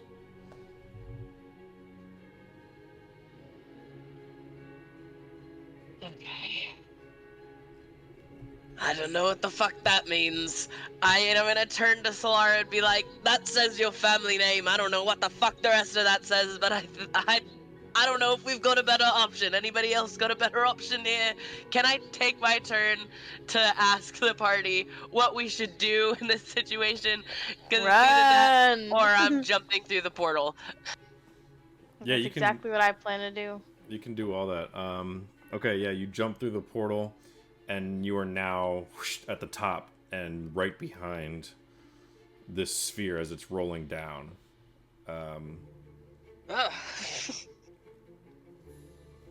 What the fuck? What the and fuck? That's gonna be your turn. Yeah, you weren't able to see that wording or the markings before until that portal lit up and it just kind of gave a glow around the room, and you're like, oh my gosh, what the heck? And then a ball's coming. All right, Clappy, you're up.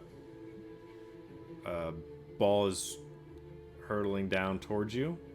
Valdrick is now behind the ball. With my hands in the air like this. Did you go through the portal? She did. Yeah. And Tivit was on your shoulder. Turned around, saw the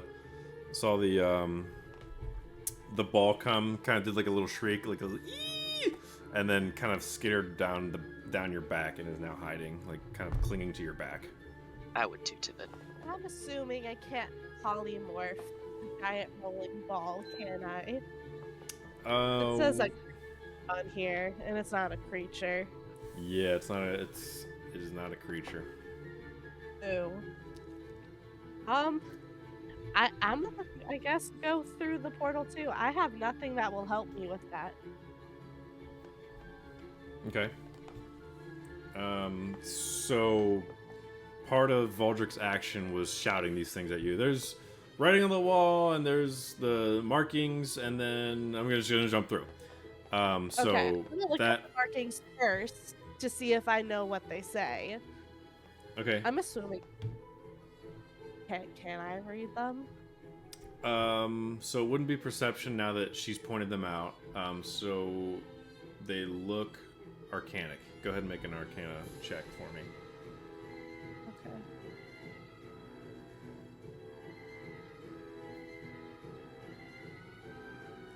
$23. 23. Yeah. Okay. With a 23, very quickly, before this ball starts picking up speed and rolling down towards you, you kind of squint a little bit and see that the markings are a part of a mechanism, and this appears to be a trap, a enchanted arcanic trap that someone set up for whatever reason, and it's an infinite ball loop that the ball just keeps going until it's crushed and bludgeoned everything in its path. Someone definitely didn't want this door being open for whatever reason, or is panicky or whatever, but the runes have something to do with the portals and maybe control them somehow. But with all that information, that is going to be your turn. So Okay. you are, if you choose to, I'm gonna that. relay everything to everybody else around me. Okay. Yeah, you all hear the wizard start shouting random things. The marking and the trap, and whatever, in whatever way Calliope chooses. And with that, Anya, you're up. You're muted, but you're cute. You're a cute mute. Thanks. Okay. You're welcome. So let me see if I understand this room correctly. So it is, we went through the door that is now a portal, and it's just like a straight 45-degree ramp down, walls directly straight down. Mm-hmm. Walls directly Like a either slide. side. Yep. Okay. 10 foot by 10 foot chute. Laundry chute. Lost your foot. Well, frick. Me too, I hate small spaces.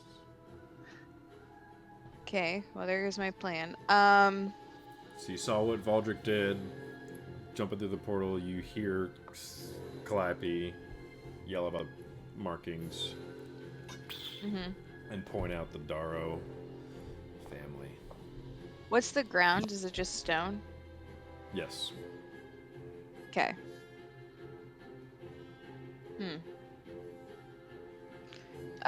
Well, I guess I'm gonna go through the portal because I can't think of what to do yet. So I'm just gonna go through the portal and then start making my way down.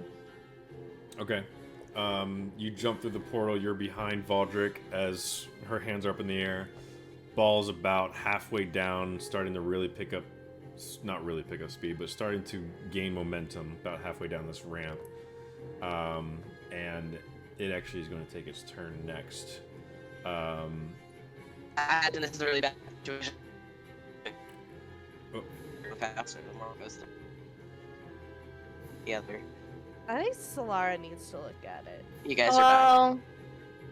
Well, We were I freezing. also yeah. I feel like that's gonna do something.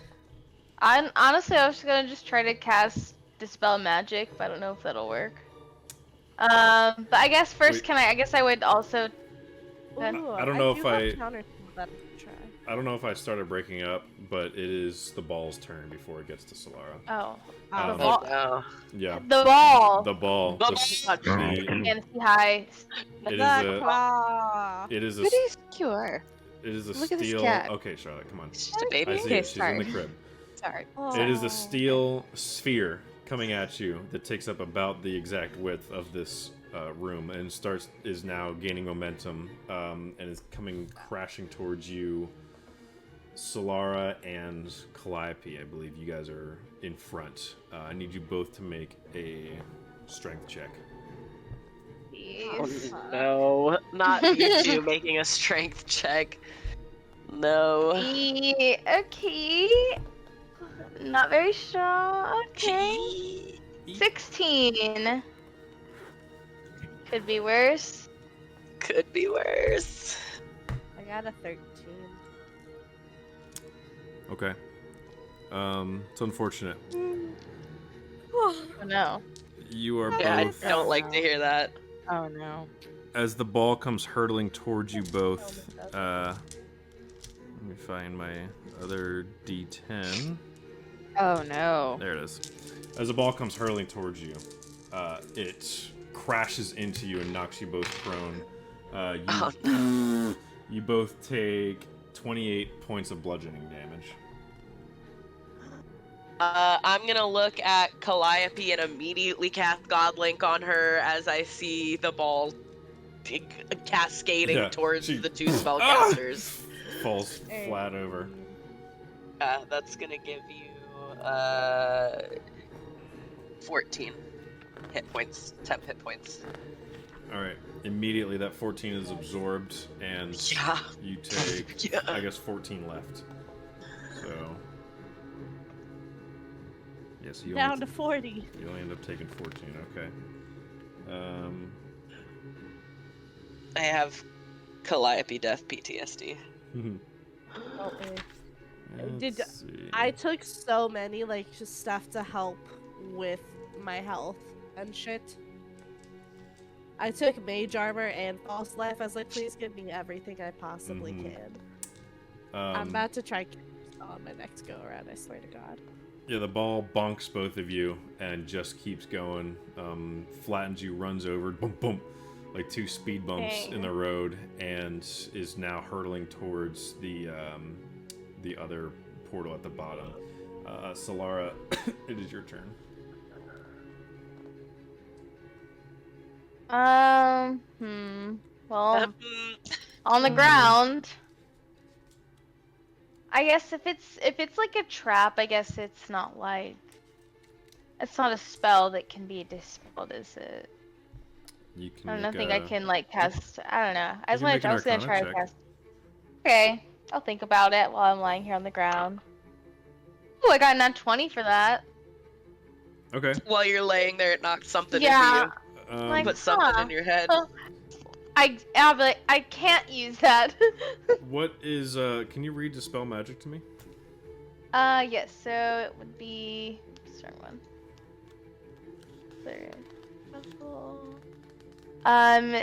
Any creature, object, or magical effects within range, any spell of 3rd level or lower, for whatever, so, you would make an ability check using a spellcasting ability. The DC equals 10 plus the spell's level.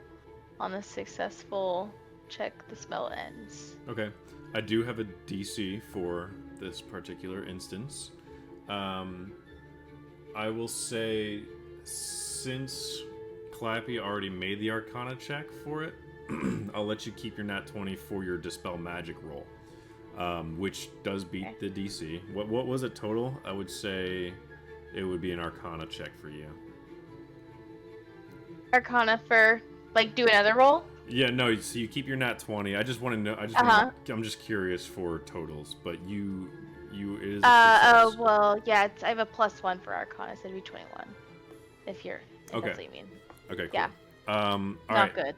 So, yeah, not good, but you do beat the DC, whatever it is, for the Dispel Magic. And you start to see it actually working. You see the runes start to kind of flicker and fade, which then in turn translates to the portal starting to kind of flicker and fade.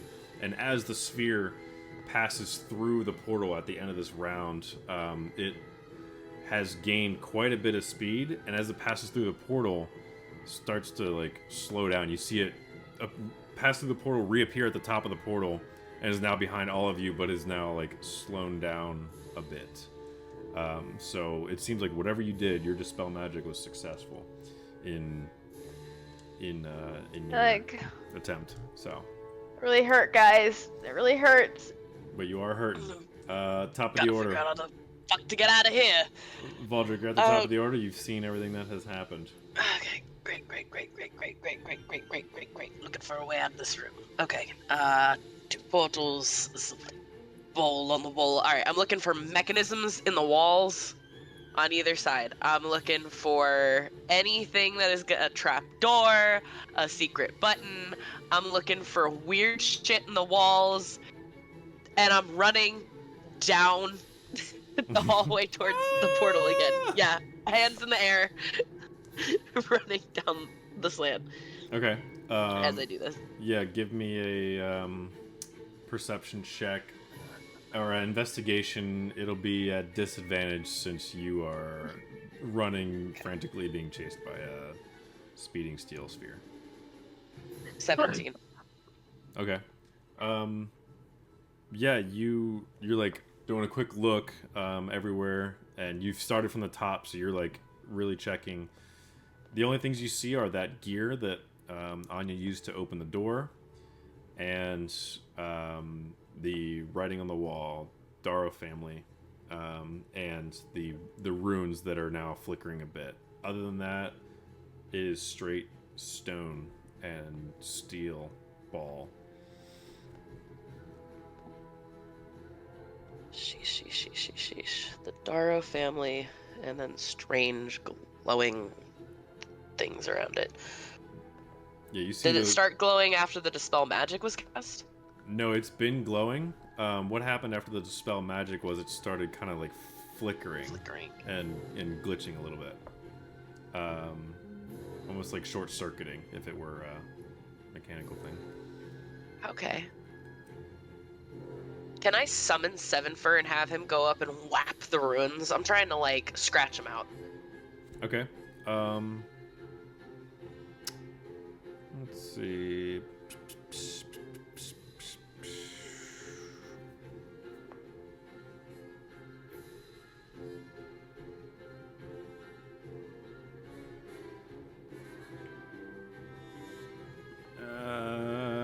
Yeah, go ahead and make an attack with Sevenfur. 16 to hit. Okay. Sevenfur flies up and swipes across the runes, and it doesn't seem to have an effect. It seems like anything that's gonna disrupt these is purely magical, as you've just learned after swiping with Sevenfur.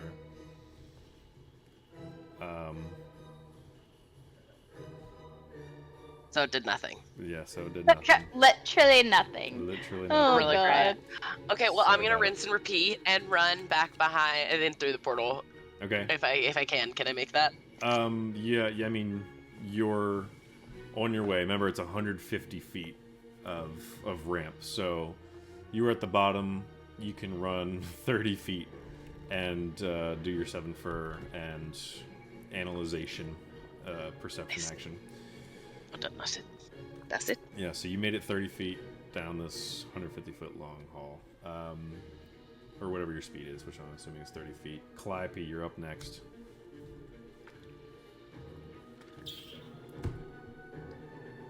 You are still at the base of this ramp.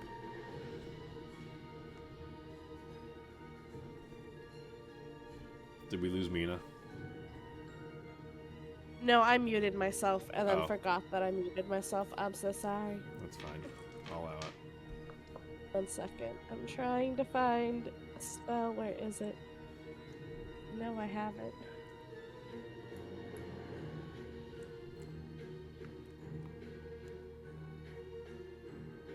Okay. Trying to see if this is gonna do what I want it to do. I don't think it will, though. All my stuff is creatures. Okay.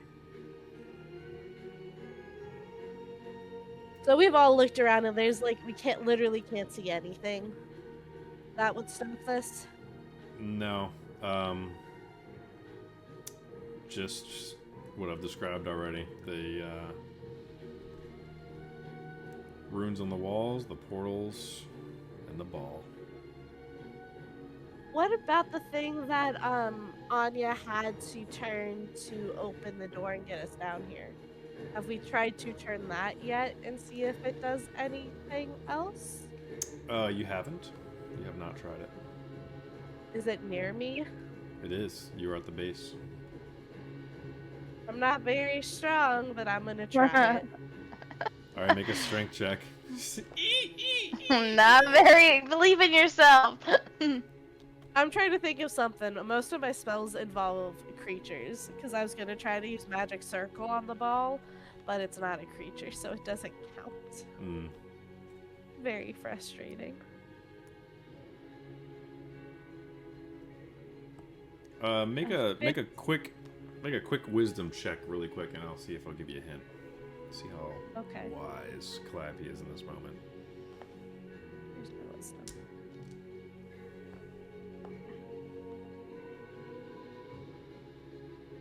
18. Okay.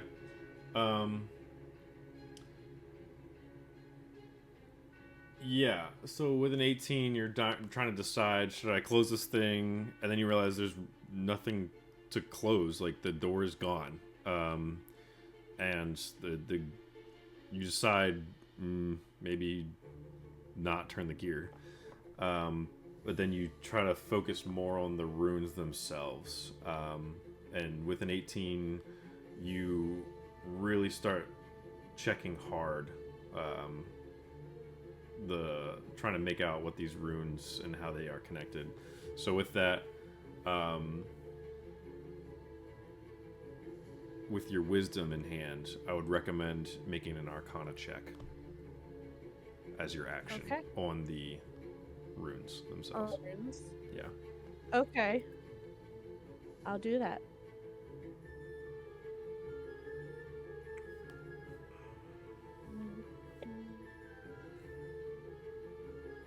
$21. All right, 21 beats my DC. You start analyzing the portal itself and the runes, and you're kind of whatever you're doing, you start like gaining momentum within yourself, and you start really like, you're flipping through your spell book, which spell should I use? And then you're just like, no. It's kind of like the moment when Luke turns off his targeting computer, and he's like, and you kind of put your spell book away, and you're like, okay, how do I just like affect it? Like, how do I put this into practice? And you start just magicking the I'm runes. getting Doctor Strange vibes right now, is what I'm getting. Yeah, exactly. And you're turning and sparking, and it seems to be affecting this rune again, and it starts flickering again, and the portals start really flickering. But the ball is still hurtling, but it seems like you've damaged now these runes and these portals as they're fading from existence. It seems like that was effective. Do you want to move? Is there anywhere for me to move? Are the portals still up? Portals are still up, yep.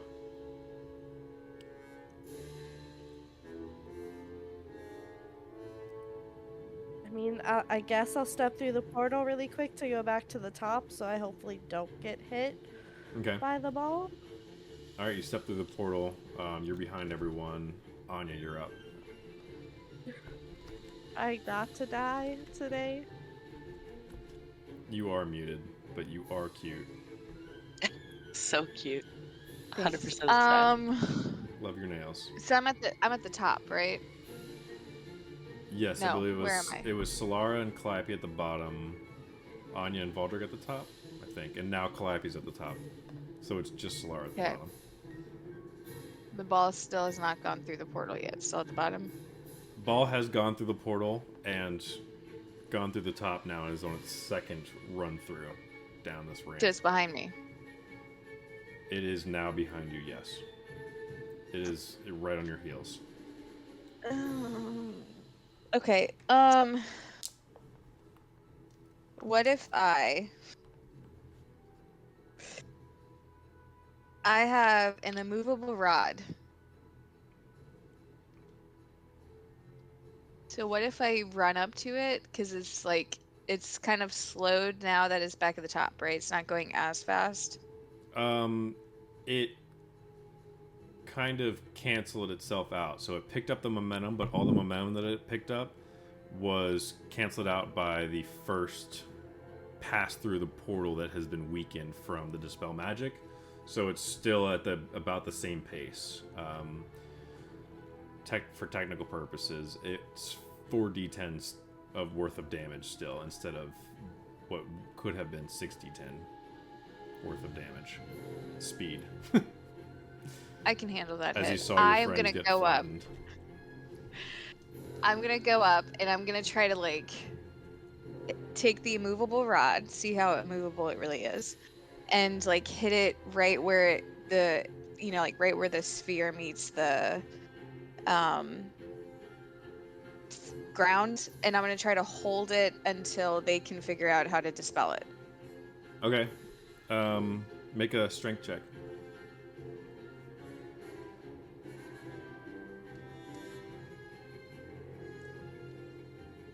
Dirty 20. All right. Are you like wedging it like Yeah. at an Yeah. angle? I'm trying to see if I can stop it, great. If not, like I'll try to hold it as long as I can. Like if I can get the angle right to stop it and kind of like have the movable rod hold it in place, great. If not, I'll hold it for as long as I can. How long is your rod? Which is kind of a reversal rolls. I don't think it says. How long is he? I got How it wide from is your wingspan? Yeah. I got it from when we were doing the Ghost Assault merch, so I don't know. Did not write it down. I just wrote down that I have an immovable rod. I don't even know if they... I remember when you got it. Because I also got oil of slipperiness and... Yeah, you did. You got the lube and the rod at the same time. Yep. Mhm. Yep. Yeah. It was a big deal. Oh my gosh. That's right. We were having a moment about it. Yeah. Yeah. And I think that was the one Skippy decided to watch. And she's like, my gosh. What kind of campaign is Yeah. this? Yep. That was Yep. it. Okay, you can use an action to... There's a button on your immovable rod. You can use an action to cause it to be magically fixed in place. Until you or another creature uses an action to push the button again, the rod doesn't move, even if it's defying gravity. The rod can hold up to 8,000 pounds of weight. That's 4 tons. Are we stopping that ball? Are we stopping it? We're not getting squashed today, baby. Please, I don't Okay. want to be squashed. Anya would save us With her amazing pole. if her amazing rod. With her My rod. All right. It says it can be moved with a DC strength check of 30. So what I'm going to do is take the speed that it's at now, add a d20 as the check, and we'll see if we beat a 30. Okay. Looking at a 22. It failed. So you pull out this rod, you press the button, and it goes, and it magically boom, comes to life, and you slam it into the ground as this ball comes hurtling towards you. Smack right into the immovable rod. Sparks fly everywhere, and you feel the vibration as soon as it hits the rod shatter through your arm, and it rocks you a little bit, but the ball seems to have... It hits the rod, it bounces up in the air, loses all its speed, and then lands kind of on top of the rod and starts to slowly roll down again. So it resets its speed down to 0, but it continues past the rod. It's a good move. It's the ball's turn, and...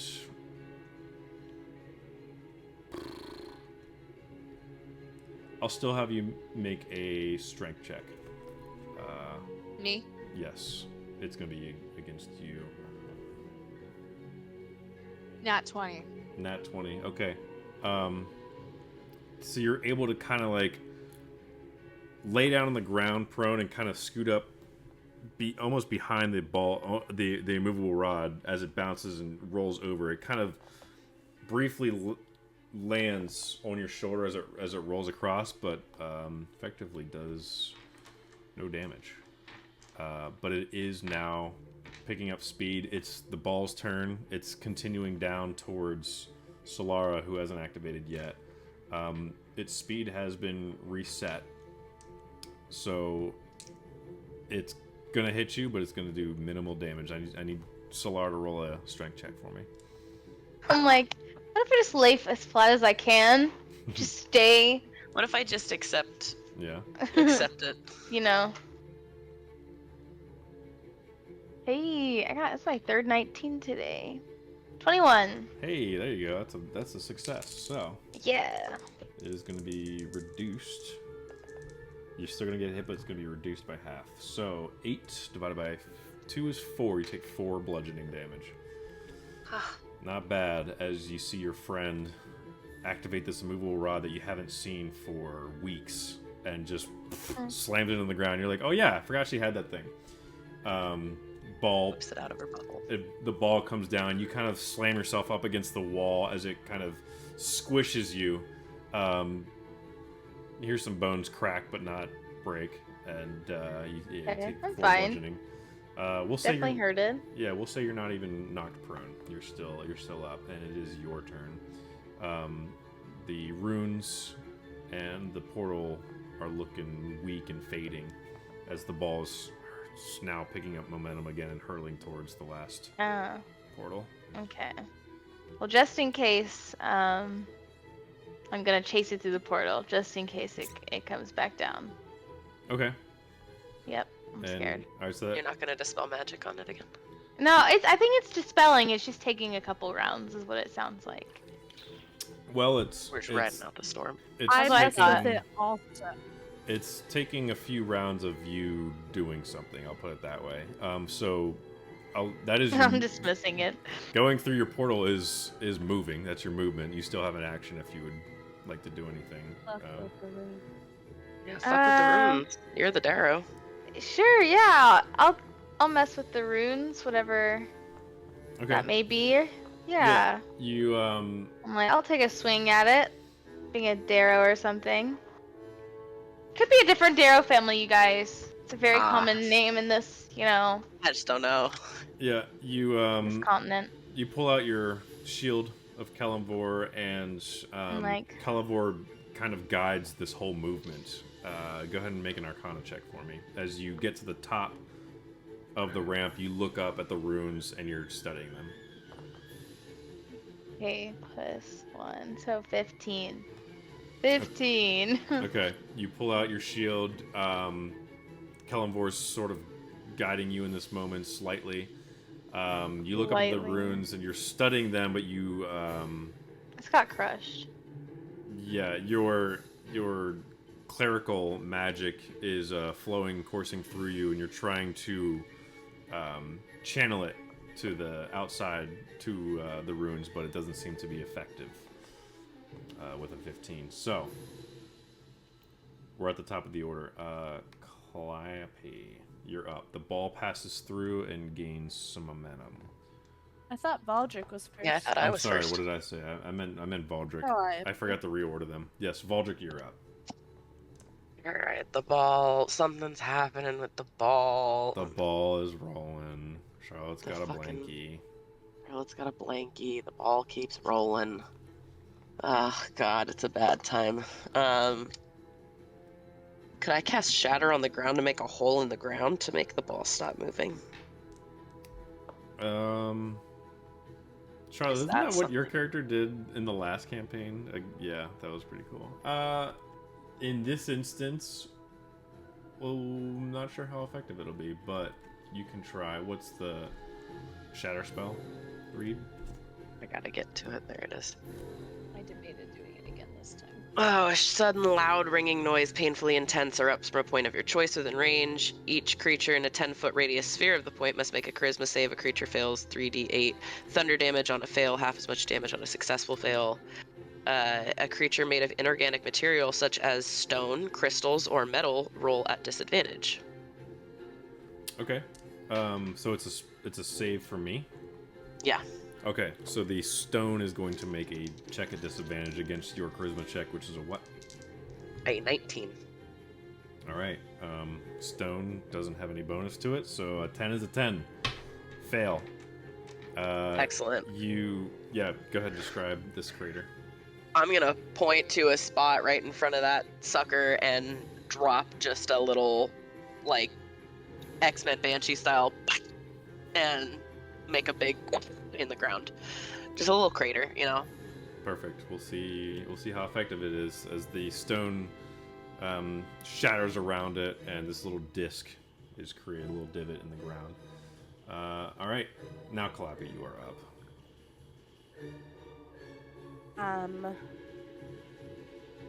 Can I see the runes from where I am to try to mess with them?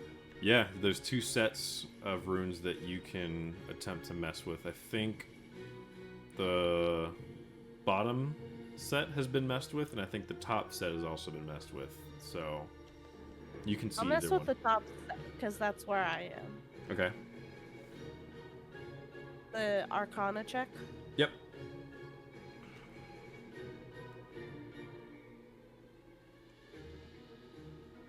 That is a 10. I don't think Oof. that's doing shit. Yeah, with a 10. That's rough, buddy. Your first check, beam of magical energy was effective. You kind of lose focus for a second as you hear the loud clanging of steel on steel as this ball hits this rod, kind of topples over your friends again, and you kind of lose focus for a second, and you steel yourself for a third go, but that is your action. Anya, you're up.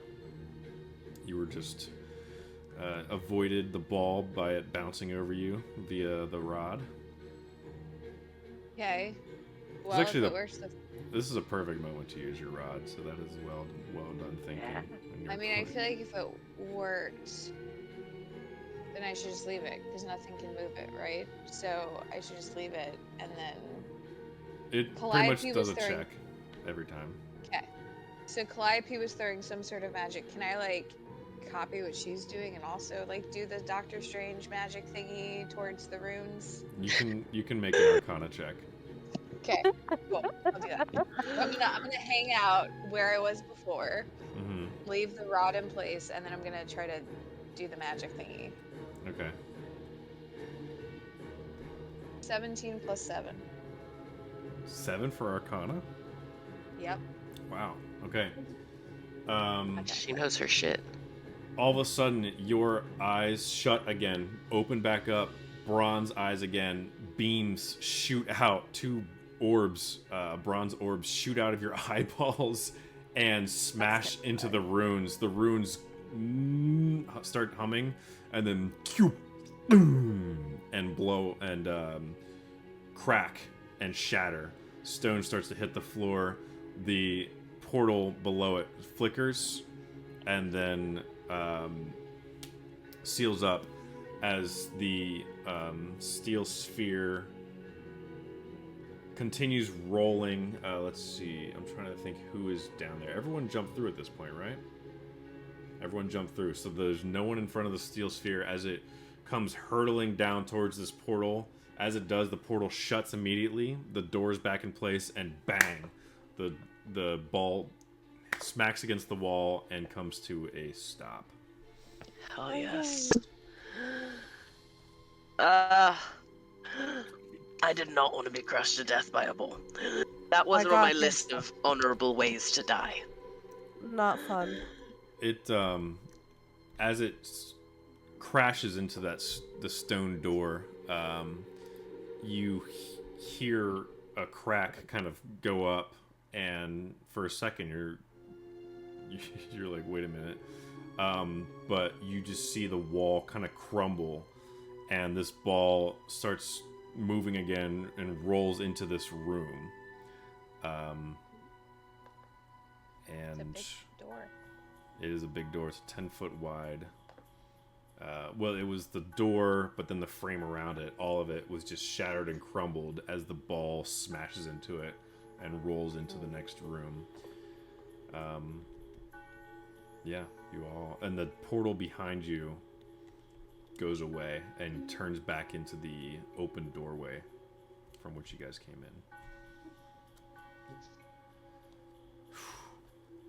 in. Well done. There is Didn't kill us. I am gonna give XP for that, but I gotta calculate. Actually, let's see. I can calculate it right now. Bing bong, bing bong. 3,850 divided by, we'll just say an easy 4,000 divided by 4 is 1,000 each. You each get 1,000 experience for the ball. disrupting. That was straight out of my new book, Xanathar's Guide to Everything. I loved that. That was fun. Yep. Well done. I love getting rolled over twice by that ball. That was so much fun. I only got hit once. Oh, was it once? I couldn't keep track. I was Almost twice. I just kept rolling. It was almost twice, but it was a one. I just like how it got to the point where all of us were like, I don't know what to do, and then you were like, Calliope, you should do this. You should roll for this. Yeah. You should do this. Well, I gave her a wisdom check first.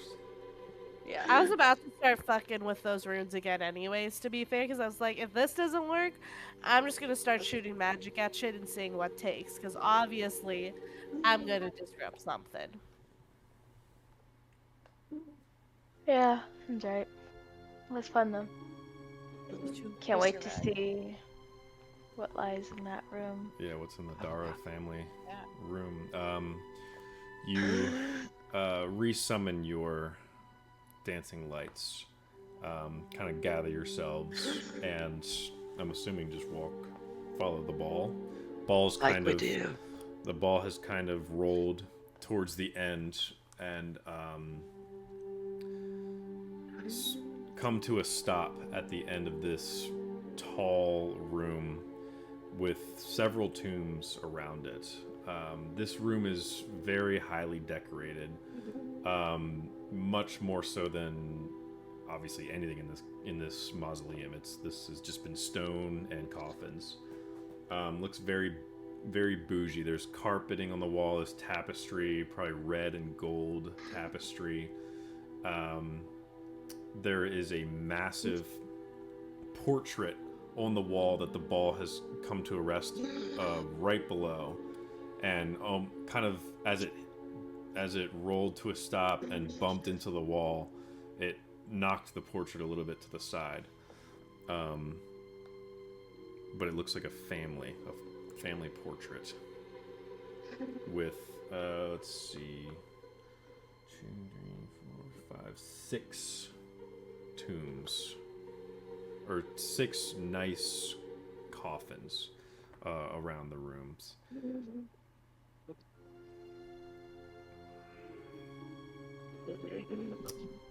Super creepy. Solara, do you want to make this investigation check since Darrow family? Yeah.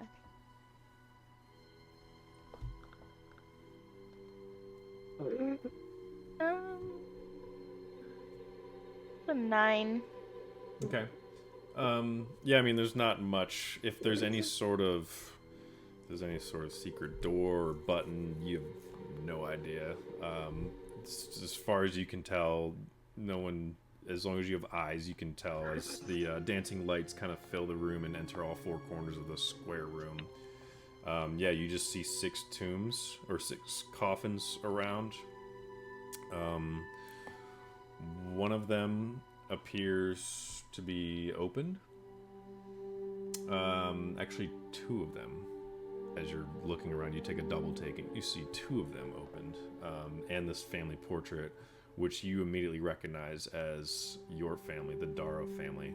You see at the helm in the back standing Alistair Darrow, and to his left, a shorter tiefling woman. All of these tieflings, Juliana, your mother. You see your older sister, Elena, your middle child brother, Ekron, and your younger sister, Arielia.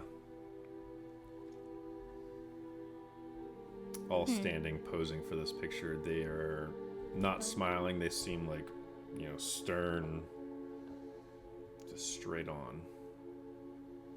But they're all tieflings? They're all tieflings, just like Solara. Isn't your family tieflings, or were they humans? Okay, They're human. retcon. They are humans. Yes, and Humans, okay. you were adopted.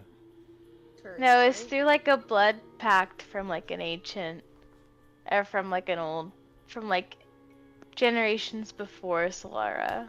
Okay. Why Um, they and despise it was her. just like, yeah, it was just yeah, for wealth and their status, and then for that they were just like, okay, well yeah, but eventually, one of yours will be of my bloodline. That was me. So it's And like so that's why she's a Glacia tiefling. So I was like, oh, it could have been like with Glacia or one of the other arc devils under Glacia. Gotcha. Okay. Yes. All right. So yeah, retcon. They're all humans. Yeah, you don't see yourself in that portrait. You see your entire family, Okay. but not yourself. Are the, I guess like, are the closed coffins like, is there anything in those? Are you checking? Are you Can I opening? take yeah, can I crack it and it's like, Yeah, you crack Yeah. the first one you see. As you guys are entering this room, there's no signs of bodies, any sort of corpse. Solara, make a strength check for me, because they are stone. Nice looking coffins. The what is it, stone- 7? But Anya, can you just help me? Yeah, you try to keep in give this? the lid a budge, and it It doesn't even doesn't budge. lift, yeah. I'll help, and then I'll just continue to start. You want to open all of them? I mean, let's check this first one. Maybe we should check all of them just in case. Okay. Just to see, because, I'm only aware of one member of my family being dead. I mean, I know all the time, families essentially, they have a tomb ready for whenever, things do end. Of course, it's not as So we're convenient, looking but it's for fine. headless body, right? Because we saw your dad's head explode. Yeah, we got exploded by that one. Yeah. Yeah. Okay. So do I need to make a strength check to help her? Yep. Okay. It's a 12. It wasn't very strong. Damn Okay. it. The DC's low. It was higher than a 7, but lower than a 12. So, Okay. because it's just a stone slab. You definitely struggle. You're like, oh, don't worry, yeah, let me help you out, and you kind of give it a budge. You both look at each other awkwardly. You give it another budge, and it eventually slides. You're not able to like push it off with a 12, but you're able to slide it just enough to peek inside, and absolutely empty. It looks like there's no sign of anything ever being in there. It looks like it was like brand new. And there's 6 coffins, 5 people in the portrait, right? Correct. As she's sliding that Solara, you start to notice, as the dancing lights are helping you from Calliope, you start to notice the names above each one.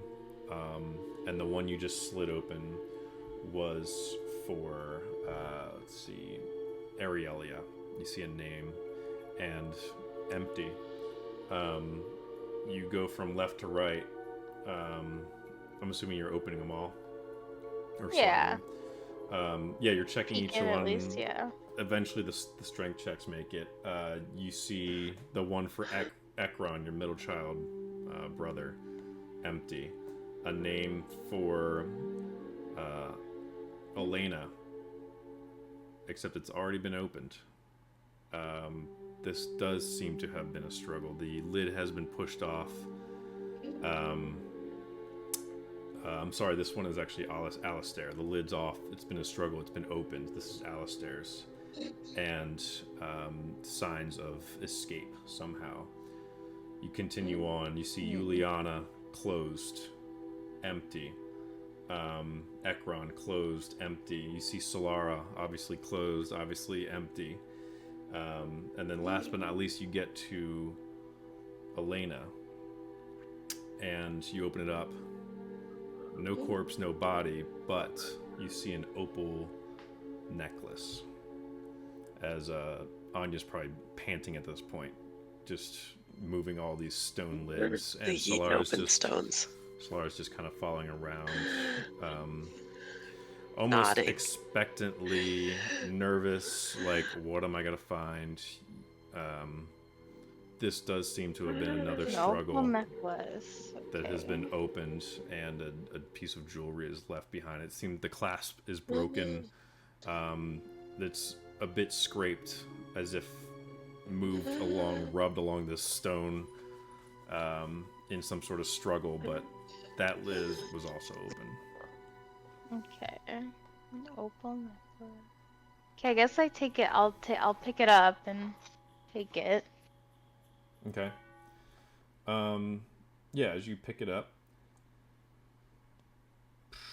Give me 1 second. What's everyone else doing, by the way, Valdrick and Clappy? I mean, I'm just kind of watching in quiet respect as Solara opens her own tomb. My own grave. Yeah, For the record, you guys, do not let me be put here if I die. Please. You have to be very tough. You know, send me off in the wench way. What And would that be? this will be our Burning You your guys will body as we determine send you that. out to sea. This will be our cliffhanger for the night. As you pick up this opal necklace, as soon as you touch it, much like at the beginning of this episode, Anya had this vision when she touched an object. You start to have some sort of vision, but it's more like a feeling, like a warmth kind of goes through you. You hear this faint, familiar voice that begins to speak to you. And it says, I miss her. It was but for a moment that I knew her, yet still, I miss her. She didn't deserve our father's rejection. She couldn't fend for herself and was cast out like soiled milk. And for no other reason than simple inconvenience. I remember her smile, so innocent. I remember her barely budding horns, no longer than a thimble. Her tail was but a strand of leather, but most of all, I remember her eyes.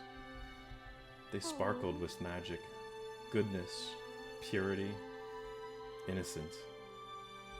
The most good of all the Daros resided in her. And her eyes told me so. Eyes that deserved to see the world.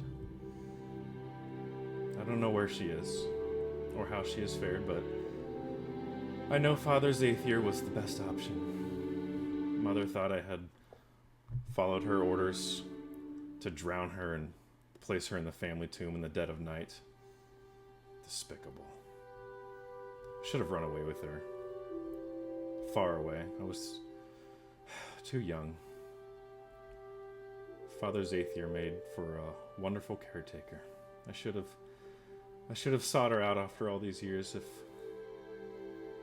it weren't for this God's forsaken illness, I can only hope that Kalimvor guides her. So long, little one. My sweet, my sister, my Solara. What the fuck? Oh, indeed, honestly. Oh my gosh. And that's where we'll end for tonight. Yeah, I'm not gonna tell anyone else about that just now. I'm gonna internalize that and think about it for a long time. That's like a worse cliffhanger than just like, okay, everyone. Honestly. Run into you. There's something Yeah. barreling towards you. Why is this so warm and soft? Damn. I wish we were all in person so we could all cry together. Yeah, we could all Crying in the hug. club. I'm dying. She's like, wow, Mhm. I can leave. That was a beautiful cliffhanger, but I have to go. I know. That's it. Going to die. That's it. Love you, Bo. We'll let you go. That was a beautiful Bye. cliffhanger. I loved it.